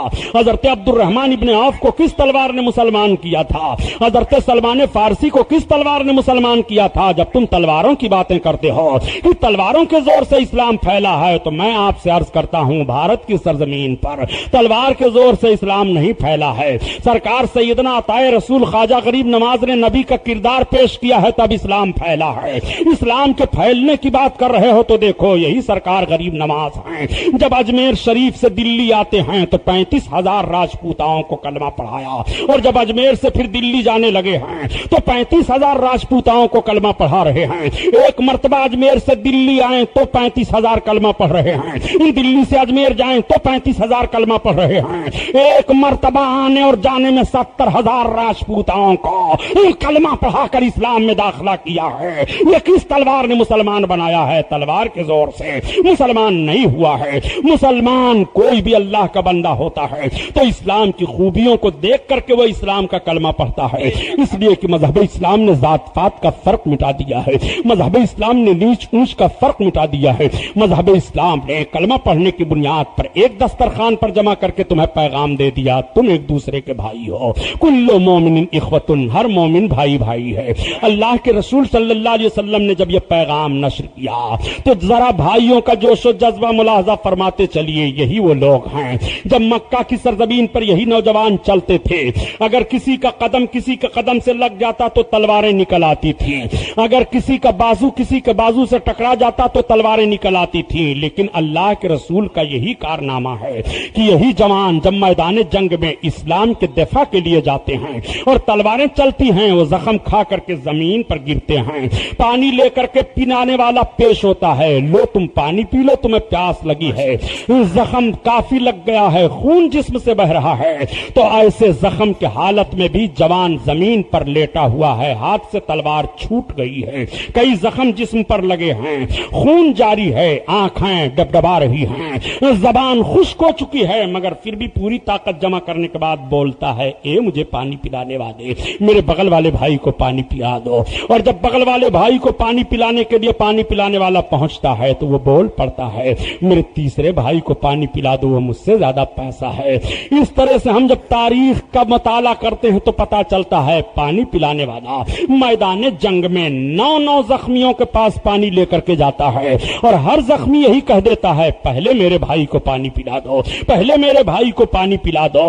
بھائی چارگی کا معاملہ نبھانے کا جوش و جذبہ کس نے عطا فرمایا ہے؟ آپ کو کہنا پڑے گا، محمد الرسول اللہ صلی اللہ تعالی علیہ وسلم۔ اور جب 9 زخمی کے پاس پہنچتا ہے پانی لے جانے والا اور کہتا ہے پانی تم پی لو، تو 9واں کہتا ہے، پہلے میرے بھائی کو پانی پلا دو جہاں سے تم آئے ہو۔ جب ان کے پاس پانی لے کر پہنچا تو ان کی روح پرواز کر جاتی ہے، پھر دوسرے کے پاس پہنچا تو ان کی روح بھی پرواز کر گئی، پھر تیسرے کے پاس پہنچا ان کی بھی روح پرواز کر گئی، پانی ہاتھ میں رہ جاتا ہے، پلانے والا دنگ رہ جاتا ہے، کسی کے حلق کے نیچے پانی نہیں پہنچا، اور 9 زخمیوں نے میدان جنگ میں اخوت و محبت کا پیغام اس طرح دیا ہے اور بتا دیا کہ رسول اللہ کی حدیث کا مطلب یہ ہوتا ہے، کل مومن اخوۃ، ہر مسلمان بھائی بھائی ہے۔ مسلمانوں میں بھائی چارگی کا ماحول اس نوعیت سے پیدا ہوا، کیا ہمارے اور آپ کے اندر بھی یہ جوش و جذبہ پایا جا رہا ہے کہ نہیں؟ ذرا اسوہ رسول تو مطالعہ کر لو، قرآن تلاوت کرنے والے ہو، قرآن کے ضابطے پر عمل کرنے والے ہو، آج قرآن کے ضابطے پر عمل کیا جائے تو ان کے زبان پر دہی جم سکتا ہے، یہ قرآن کے خلاف بول نہیں سکتے ہیں جو قرآن کے خلاف بولنے والے ہیں، یہ پوری سبزی کھانے والے جن کو لباس پہننے کا بھی ڈنگ نہیں ہے، جن کو راستہ چلنے کا بھی دستور نہیں ہے، قرآن کے خلاف ان کی زبانیں نکل رہی ہیں، ایسی زبانیں کاٹ لی جائیں جو قرآن کے خلاف بولیں۔ ایسے ملک میں جب قرآن کے خلاف باتیں ہوں تو کڑی نگرانی رکھی جائے۔ قرآن ہے، قرآن کے تعلق سے رب فرماتا ہے، ذالک الکتاب لا ریب فیہ، یہ کتاب ہے جس میں کوئی شک نہیں ہے، جس میں کوئی شبہ نہیں ہے۔ آج ہر رائٹر اپنی کتاب لکھتا ہے تو اوپر لکھ دیتا ہے کہ بشری تقاضے کے مطابق کوئی غلطی ہم سے ہو گئی ہو، اگر آپ کی نگاہ پڑے تو ہمیں مطلع دے کر کے شکریہ کا موقع دیجئے۔ دنیا کی ہر کتاب آپ پڑھ ڈالیے، یہ ضرور آپ کو ملے گا۔ کوئی بھی کتاب لکھنے والا چیلنج نہیں کرتا کہ میری کتاب ہر شک و شبہ سے پاک و صاف ہے، نہیں، بلکہ یہ کتاب ہے جس میں پہلے چیلنج کر دیا گیا ہے، الف لام میم ذالک الکتاب لا ریب فیہ، یہ کتاب جس میں کوئی شک نہیں ہے، جس میں کوئی شبہ نہیں ہے۔ اے میرے بندو، جو کتاب میں اپنے محبوب کو دے رہا ہوں، اس کتاب کے تعلق سے تم پہلے اپنا ذہن و فکر صاف کر لینا، اس میں کوئی شک نہیں ہے، اس میں کوئی شبہ نہیں ہے۔ قرآن میں اگر شک و शुबहा किसी ने किया तो ईमान से हाथ धोना पड़ेगा। कुरान में कोई शक नहीं है, कुरान में कोई शुबहा नहीं है, रब फरमा रहा है। तो जब रब ने गारंटी दे दी है, मेरी किताब पाक और साफ है, कोई शक और शुबहा नहीं है, तो किसी बंदे को कोई इख्तियार नहीं है जो शक निकाले, किसी को कोई इख्तियार नहीं है शुबहा पैदा करे। ये कुरान है, कुरान, कुरान में कोई शक नहीं है, कुरान में कोई शुबहा नहीं है। आओ देखो कुरान के मुहाफिज कैसे कैसे रहे हैं और कुरान के हाफिज कैसे कैसे रहे हैं। जरा तारीख का जायजा लो तो तुम्हें पता चल जाएगा। आज पूरी पार्टी और पूरे लोग मिल करके ये कहो कि प्रेसों पर पाबंदी लगा दी जाए, कोई कुरान। भारत में पाबंदी लग गई, कोई कुरान नहीं छापेगा। बांग्लादेश में पाबंदी लग जाए, कोई कुरान नहीं छापेगा। अफगानिस्तान में पाबंदी लग जाए, कोई कुरान नहीं छापेगा। प्रेसों में कुरान छपने पर पाबंदी लग गई, मुसलमानों के सीनों पर तुम पाबंदी नहीं लगा सकते हो। आओ बताऊं कैसे मुसलमान के सीनों पर कुरान की हिफाजत होती रहती है और किस तरह से कुरान नक्श रहता है। वाकया सुनाना मकसद नहीं है, बल्कि ज़हन फिक्र में उस बात को उतारने की कोशिश कर रहा हूं। हजरत औरंगजेब आलमगीर रहमतुल्लाह ताला अलैह हैं, जिस आलमगीर पर भी हिंदुस्तान की तारीख पर कितना मातम किया जाए, इल्जाम लगाया जाता है कि आलमगीर कट्टरपंथी सुन्नी मुसलमान था, वो गैर मुस्लिमों को मारता था। यार तारीख का ये जनाजा क्यों निकाल रहे हो? वो गैर मुस्लिमों को नहीं मारते थे, गैर मुस्लिमों को मारते थे तो अपने समंदरी फौज का सरदार सिपह सालार गैर मुस्लिम को क्यों रखा था? वो गैर मुस्लिमों को मारते थे तो अपने खजाने का वजीर गैर मुस्लिम को क्यों बनाया था? नहीं, ऐसी बात नहीं थी। बल्कि यही आलमगीर रहमतुल्लाह ताला अलैह हैं, ये फुर्सत नहीं पाते थे हुकूमत के कामों से। अगर कोई मुल्क की बगावत करता था जरूर उस बगावत को दफा करते थे, उस बगावत को कुचला करते थे। आज जब इल्जाम लगाते हो, एक बात और बता दूं प्यारे, बात आ गई तारीखी तो बताने पर मजबूरी हो जाती है ताकि तारीखी मालूमात में आपकी मालूमात में इजाफा हो जाए और आप सोचें और समझें। आज बड़ा नारा दिया जाता है, हम सरहद पर हिफाजत करते हैं, बड़ा नारा दिया जाता है हम खून की कुर्बानी दे देंगे, हम अपना खून बहा देंगे, भारत की एक बालिश्त जमीन नहीं जाने देंगे। लेकिन जब चाइना से भारत की जंग हुई है तो आज हमारी करोड़ों बिगहे जमीन चीन के कब्जा में है, उस पर निगाह नहीं जाती है। हम इस तरह से हिंदुस्तानी हैं कि हिंदुस्तान के पेट से पाकिस्तान ने जन्म ले लिया, हिंदुस्तान के पेट से बांग्लादेश ने जन्म ले लिया, हिंदुस्तान के पेट से लंका ने जन्म ले लिया। लेकिन जब हम इस हिंदुस्तान के मुहाफिज थे तो बतावें आपको, तिब्बत की वादी से लेकर के अफगानिस्तान की सरहद तक इतना बड़ा मुल्क था जब हमारी जिम्मेदारी थी, और जब से मुश्तरका जिम्मेदारी तुमने कबूल कर ली है, भारत के टुकड़े टुकड़े करते चले जा रहे हो। जिस आलमगीर पर इल्जाम लगाया जाता है कि आलमगीर कट्टरपंथी सुन्नी मुसलमान थे, वो गैरों को मारा करते थे, उसी मर्द मुजाहिद ने इस मुल्क के जमीन की कैसी हिफाजत की है। जरा तारीख आलमगीरी तो पढ़ो। आलमगीर जब काफी अरसा के बाद दिल्ली की सरजमीन पर पहुंचे और तमाम लोगों के खत आलमगीर के पास पेश किए जाने लगे तो अफगानिस्तान के गवर्नर का भी खत आलमगीर के सामने पेश किया जाता है। अफगानिस्तान का भी हिस्सा हिंदुस्तान के सरजमीन पर शामिल था। गवर्नर का खत जब पढ़ा जाता है तो अफगानिस्तान के गवर्नर ने लिखा था कि ए आलम पनाह, अफगानिस्तान से मिली हुई सरहद की जमीन हिंदुस्तान की वह जमीन बगैर काश्त के है, बगैर सब्जाजार के है, खाली पड़ी हुई है, पहाड़ी का इलाका है, इसलिए वो जमीन हमें दे दी जाए। 1 लाख 100 घोड़े इराकी एक पाल्टी जमीन के बदले में हम देने के लिए तैयार हैं। जब आलमगीर को यह खत मिला तो आंखें चौंक पड़ी, आपके जहनो दिमाग पर एक बोझ का एहसास हुआ, पेशानी की लकीर उभर गई। आपने फौरन ऑर्डर दे दिया कि गवर्नर को बुलाया जाए। गवर्नर को बुलाया जाता है। आपने कहा ऐसा खत तुमने क्यों लिखा था? उसने कहा सुल्तान, अगर वो जमीन दे दी जाए तो 100 घोड़े आपको इराकी मिलेंगे, मुल्क की मालियत मजबूत होगी। आलमगीर ने कहा सुनो, कभी भी तुम ये हिम्मत ना करना, एक बालिश्त जमीन हम हिंदुस्तान की तुम्हें नहीं दे सकते हैं, चाहे 1 लाख इराकी घोड़े तुम हमें दो, हिंदुस्तान की जमीन तुम्हें नहीं दी जा सकती है। मैं आपसे पूछना चाहता हूं, उस सुल्तान की तारीख का ये वरक तुम क्यों नहीं पेश करते हो जिसने इराक के 1 लाख घोड़ों को ठोकर मार दिया था कि भारत की एक बालिश्त سرزمین ہم نہیں جانے دیں گے. وہ محافظ ہیں ہم ملک کے, وہ قرآن کے تلاوت کرنے والے ہیں ہم ملک کے. سنو, یہی عالمگیر دلی کی سرزمین پر پہنچے. حضرت ملا محب اللہ بہاری رحمت اللہ تعالی علیہ اس وقت دلی کے جامع مسجد میں رمضان شریف کے مہینے میں قرآن سنا رہے تھے. حضرت ملا محب اللہ بہاری رحمت اللہ تعالی علیہ قرآن پڑھتے جا رہے ہیں. عالمگیر رحمت اللہ علیہ نے لقمہ دے دیا. سلطان وقت ہیں, حافظ قرآن ہیں اور امام کے پیچھے نماز ادا کر رہے ہیں.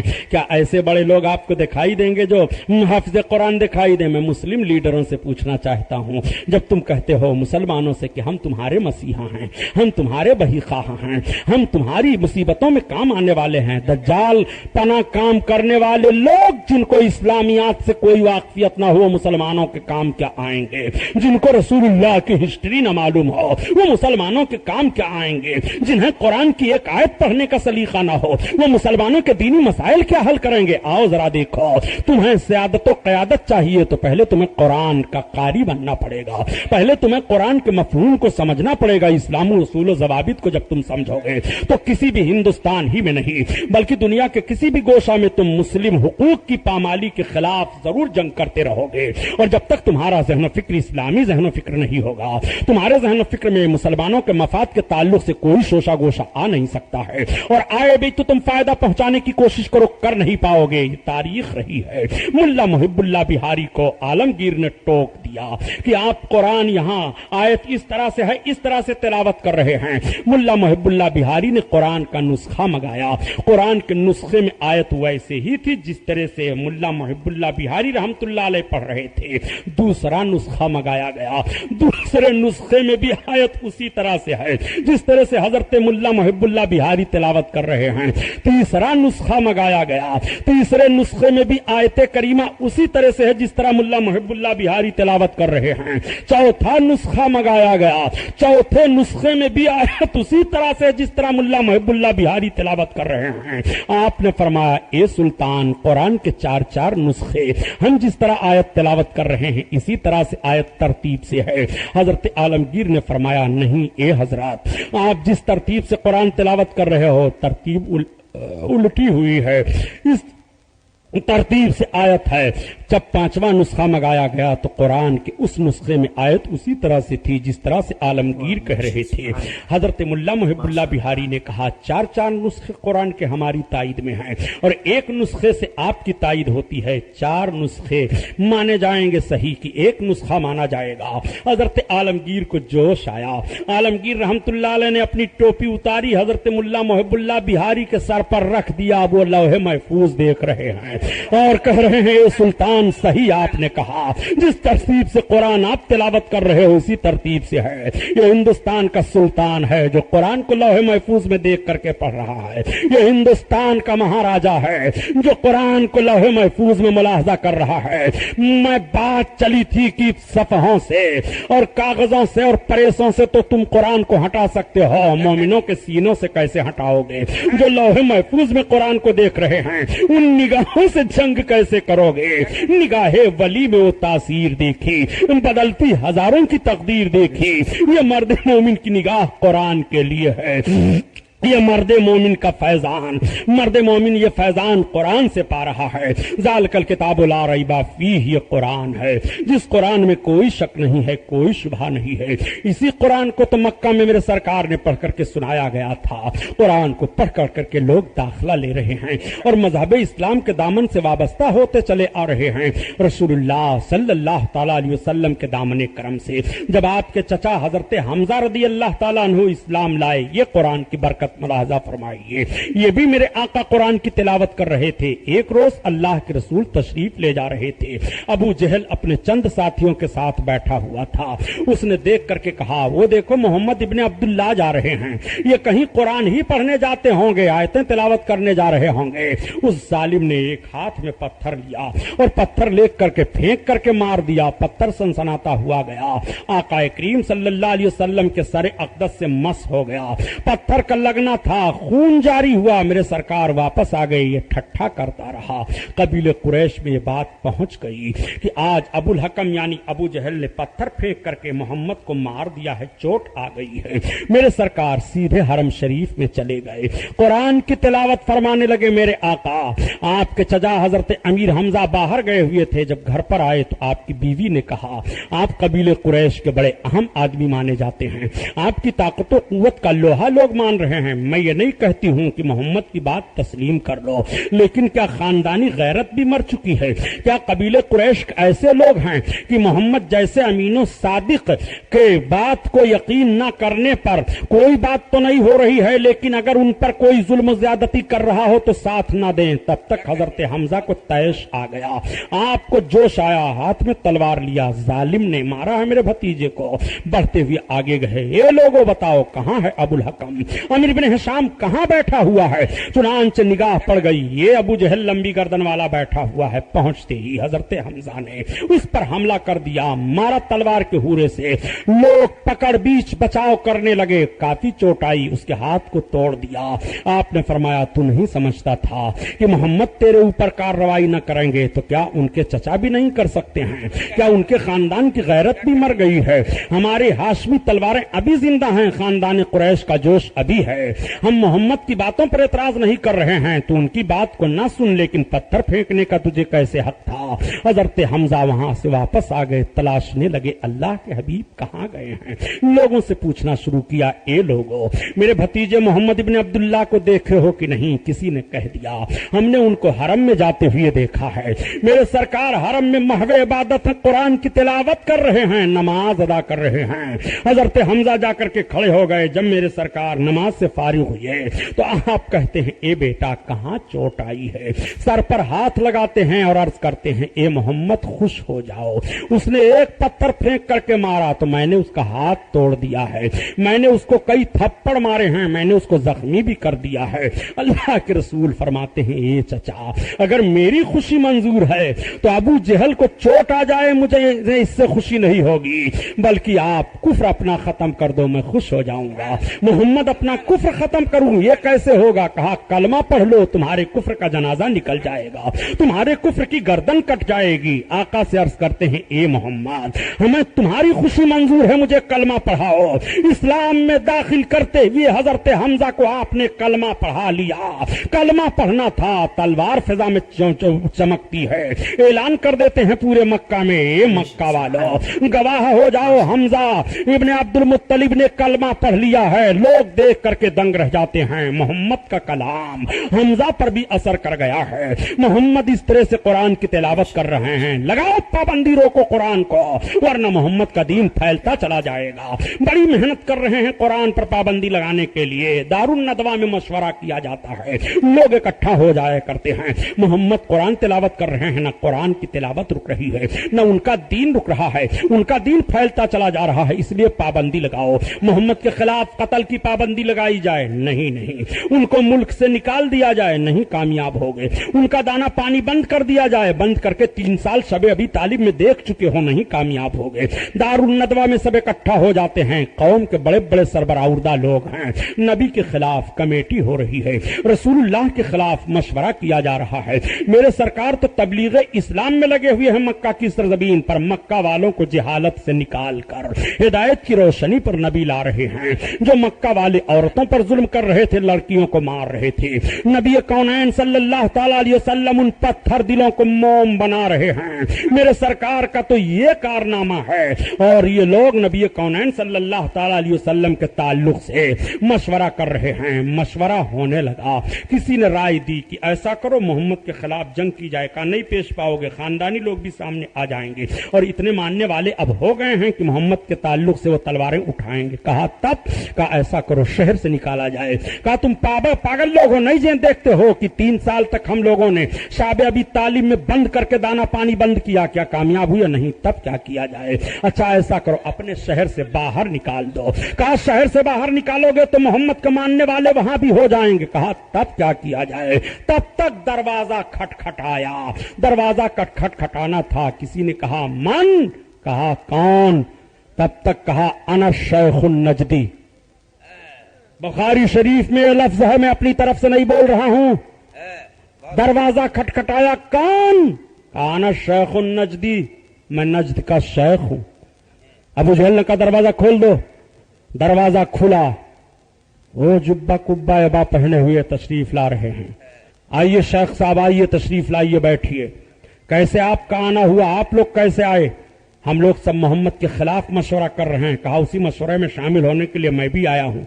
کہا ٹھیک ہے، بیٹھ جائیے. کہا آپ مشورہ دیجئے. کہا تم لوگ سارا مشورہ اپنا پیش کرو، کیا کیا رائے پیش کیے ہو؟ لوگوں نے کہا فلاں نے یہ کہا، اس طرح سے رد کیا گیا، فلاں نے یہ کہا، اس طرح سے رد کیا گیا. تب تک ابو جہل نے کہا میں نے یہ کہا کہ محمد کو قتل کیا جائے. کہا ہاں تمہاری رائے تو ٹھیک ہے، لیکن طریقہ کیا اپناؤ گے؟ کہا طریقہ کون سا اپنایا جائے؟ کہا طریقہ میں پیش کرتا ہوں. کہا کون سا طریقہ؟ کہا ایسا کرو کہ ہر قبیلے کا ایک ایک جوان لے لو. کافر. کہا ہر ایک قبیلے کا ایک ایک جوان اکٹھا ہو کر کے سارے جوان ان پر حملہ کریں. پتہ نہیں چلے گا کہ کس کی تلوار سے وہ قتل ہوئے. تو جب پتہ نہیں چلے گا تو قاتل متعین نہیں ہوگا، اور قریش والے پورے مکہ کے قبیلہ والوں سے بدلہ نہیں لے پائیں گے، قصاص نہیں لے پائیں گے، اس لیے خون بہا پر راضی ہو جائیں گے، معاملہ درہم برہم ہو جائے گا. کہا تو بہت بڑھیا رائے ہے، ٹھیک چلیے یہی کیا جائے. مکہ کے سارے جوان اکٹھا کیے جانے لگے. نجدی صاحب تو چلے گئے مشورہ دے کر کے.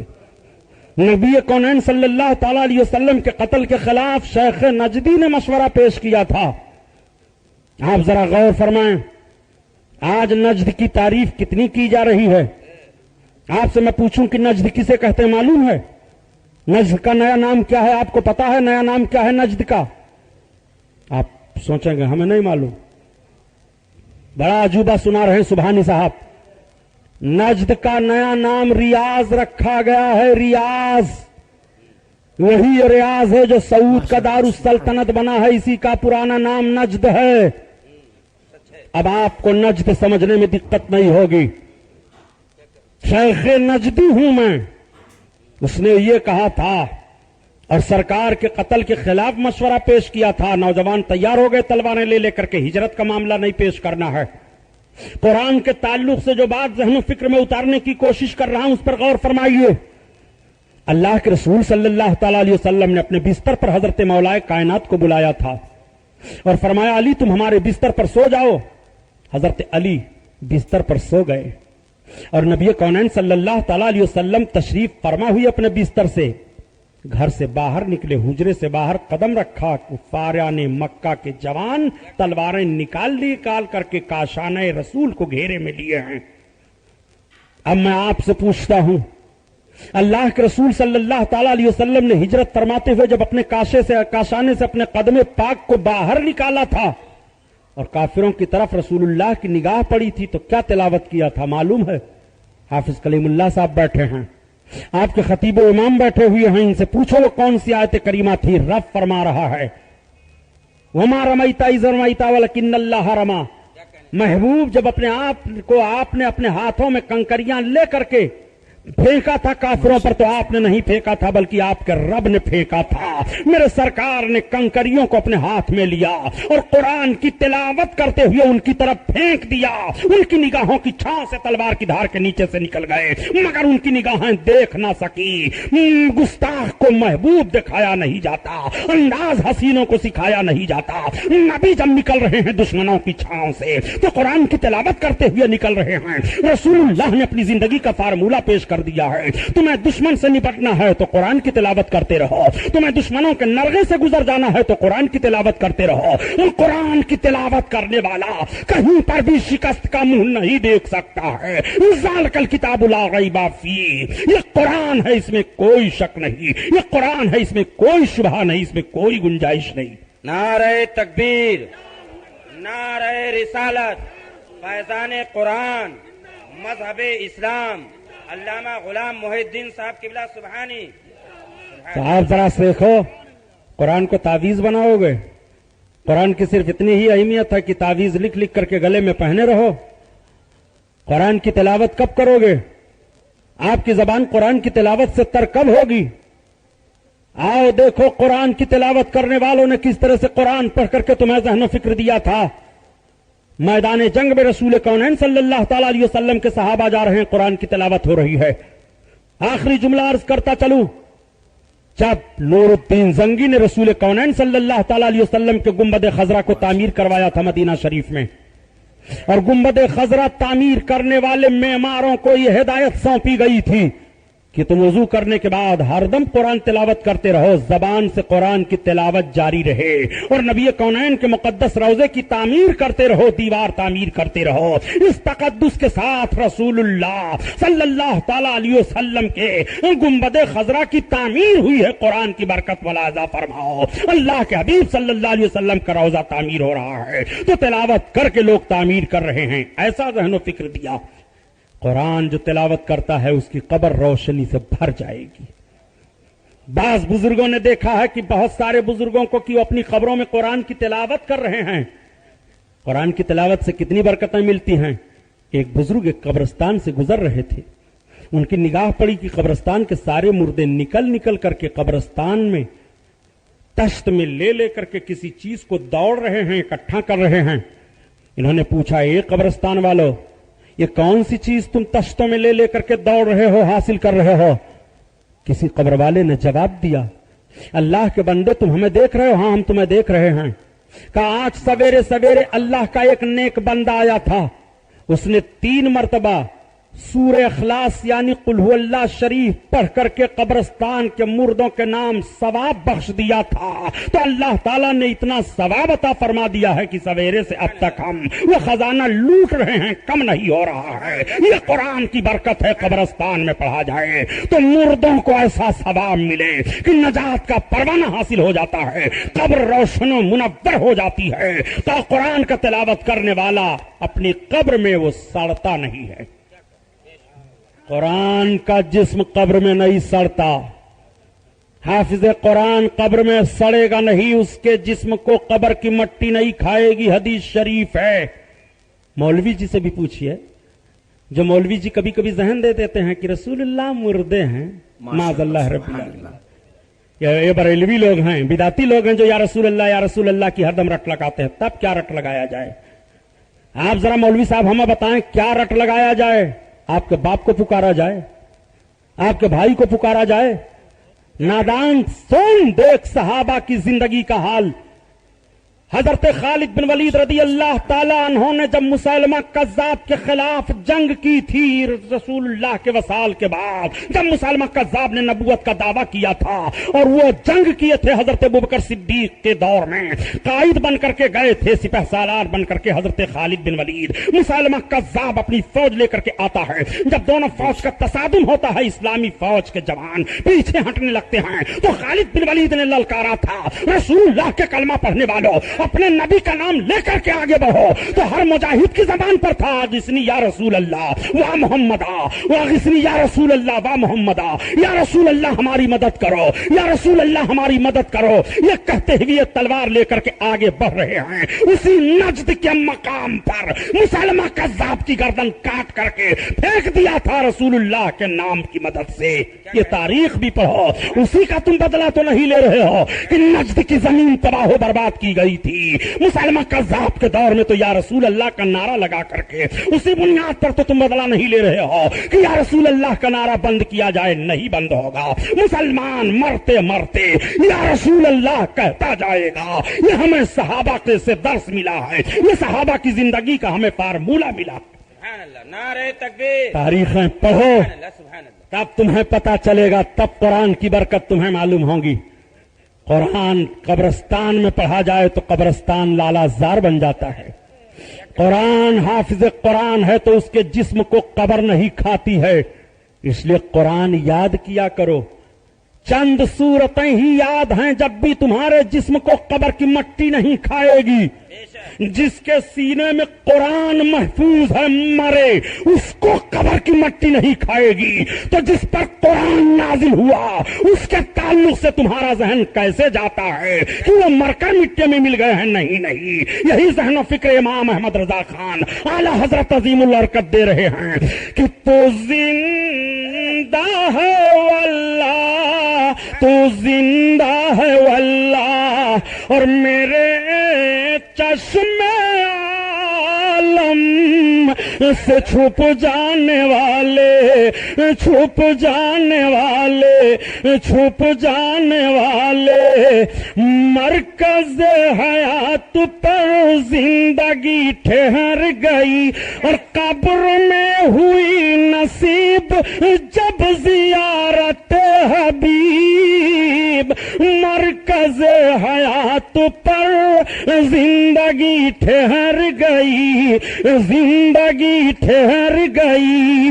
ذالک الکتاب لا ریب فیہ، قرآن ہے، قرآن دکان میں پڑھو تو برکت ہوگی، قرآن پڑھ کر کے تجارت کے لیے نکلو برکت ہوگی، قرآن تلاوت کرتے رہو، زندگی کے ہر شعبہ میں تمہارے لیے کامیابی ہی کامیابی ہے۔ ھدی للناس شفاء للمؤمنین، قرآن مومنوں کے لیے شفا ہے، قرآن لوگوں کے لیے ہدایت ہے، قرآن وجہ تسکین ہے، قرآن باعث برکت ہے، قرآن دافع بلا ہے، قرآن ہے، کتاب الہی ہے۔ جو قرآن پڑھے گا وہ مرے گا جب بھی قبر میں محفوظ رہے گا، اور حشر کے میدان میں قرآن تلاوت جو کرتا رہے گا قرآن اس کی شفاعت کرے گا، قرآن تلاوت کرنے والے کی مغفرت کروائے گا، رمضان شفاعت کرے گا، قرآن شفاعت کرے گا، تو قیامت میں قرآن سے تمہیں بخشش مل رہی ہے۔ قرآن تمہاری بخشش کرائے تو جس پر قرآن نازل ہوا وہ کیوں نہیں بخشش کرائیں گے؟ قرآن تمہاری شفاعت کرے گا تو جس پر قرآن نازل ہوا وہ کیوں نہیں شفاعت کریں گے؟ اسی لیے تو اعلی حضرت عظیم البرکت فرما رہے ہیں کہ تجھ سے اور جنت سے کیا مطلب منافق دور ہو، اور ہم رسول اللہ کے جنت رسول اللہ کی، ہم رسول اللہ کے جنت رسول اللہ کی۔ ذالک الکتاب لا ریب فیہ، قرآن پڑھنے والا جب قبر میں لٹایا جائے گا اور عذاب اس کے اوپر آئے گا تو قرآن جو تلاوت کر رہا ہے وہ نیکی سامنے آ جائے گی۔ کون ہے جو قرآن تلاوت کرتا تھا؟ وہی عمل صالح ہوں۔ اس بندہ پر عذاب نہیں آ سکتا، عذابوں ہٹ جاؤ، دور ہو جاؤ، بلاؤ دور ہو جاؤ۔ قرآن تمہیں قبر میں آرام دے رہا ہے، قرآن تمہیں حشر میں آرام دے رہا ہے، قرآن تمہارے لیے دنیا میں باعث تسکین، وجہ وقار و بزرگی ہے۔ ہر قدم پر تمہیں اگر کامیابی ملے گی تو وہ قرآن ہے۔ قرآن کی تلاوت کرتے رہو۔ یہ قرآن جس کو مٹانے کی کوشش کر رہے ہیں خود مٹ جائیں گے، قرآن نہیں مٹے گا۔ قرآن کی حفاظت کی ذمہ داری رب نے اپنے ذمہ کرم پر لے لی ہے۔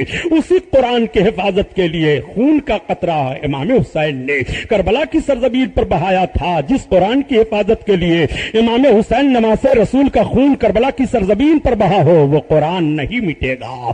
حضرت امام حسین کے پیغاموں میں سے زندگی پاک کی ایک پیغام یہ بھی ہے، نانے کے امتیوں قرآن پکڑ لو۔ رسول اللہ جاتے جاتے دنیا سے یہی تو سبق دے گئے تھے کہ دو چیزیں میں تم میں سے چھوڑے جا رہا ہوں، ان دونوں چیزوں کو تم تھامے رہو تو تم بھٹکو گے نہیں۔ صحابہ نے عرض کیا تھا یا رسول اللہ وہ دونوں چیزیں کون ہیں؟ آقا نے فرمایا یہ قرآن ہے، دوسرے میری سنت ہے۔ قرآن اور میری سنت کو تم پکڑے رہنا، کبھی بھی راہ رات سے بھٹکو گے نہیں۔ قرآن کو میری اطاعت کو پکڑے رہنا، کبھی بھی تم ہدایت کے راستے سے نہیں ہٹو گے۔ رسول اللہ نے آخری بار اپنے مقدس زبان فیض ترجمان سے امتیوں کو ہدایت دی ہے تو قرآن کو پکڑنے کی، قرآن کو لینے کی۔ اس لیے اے مسلمانوں، قرآن کی تلاوت نہ چھوٹنے پائے، اپنے بچوں کو قرآن پڑھاؤ، خود قرآن پڑھو تاکہ دین و دنیا کی برکتیں اور وہ سعادتیں آپ کو حاصل ہوتی رہیں انشاءاللہ تعالی۔ کل کی تقریر کا عنوان آقائے کریم صلی اللہ تعالی علیہ وسلم کی مکی زندگی اور مدنی زندگی ہوگی۔ امام حسین رضی اللہ تعالی عنہ کا رسول اللہ صلی اللہ علیہ وسلم سے کیا نسبت ہے، اس پر بھی میں انشاءاللہ روشنی ڈالوں گا۔ کل آپ حضرات ٹائم سے آ جائیں۔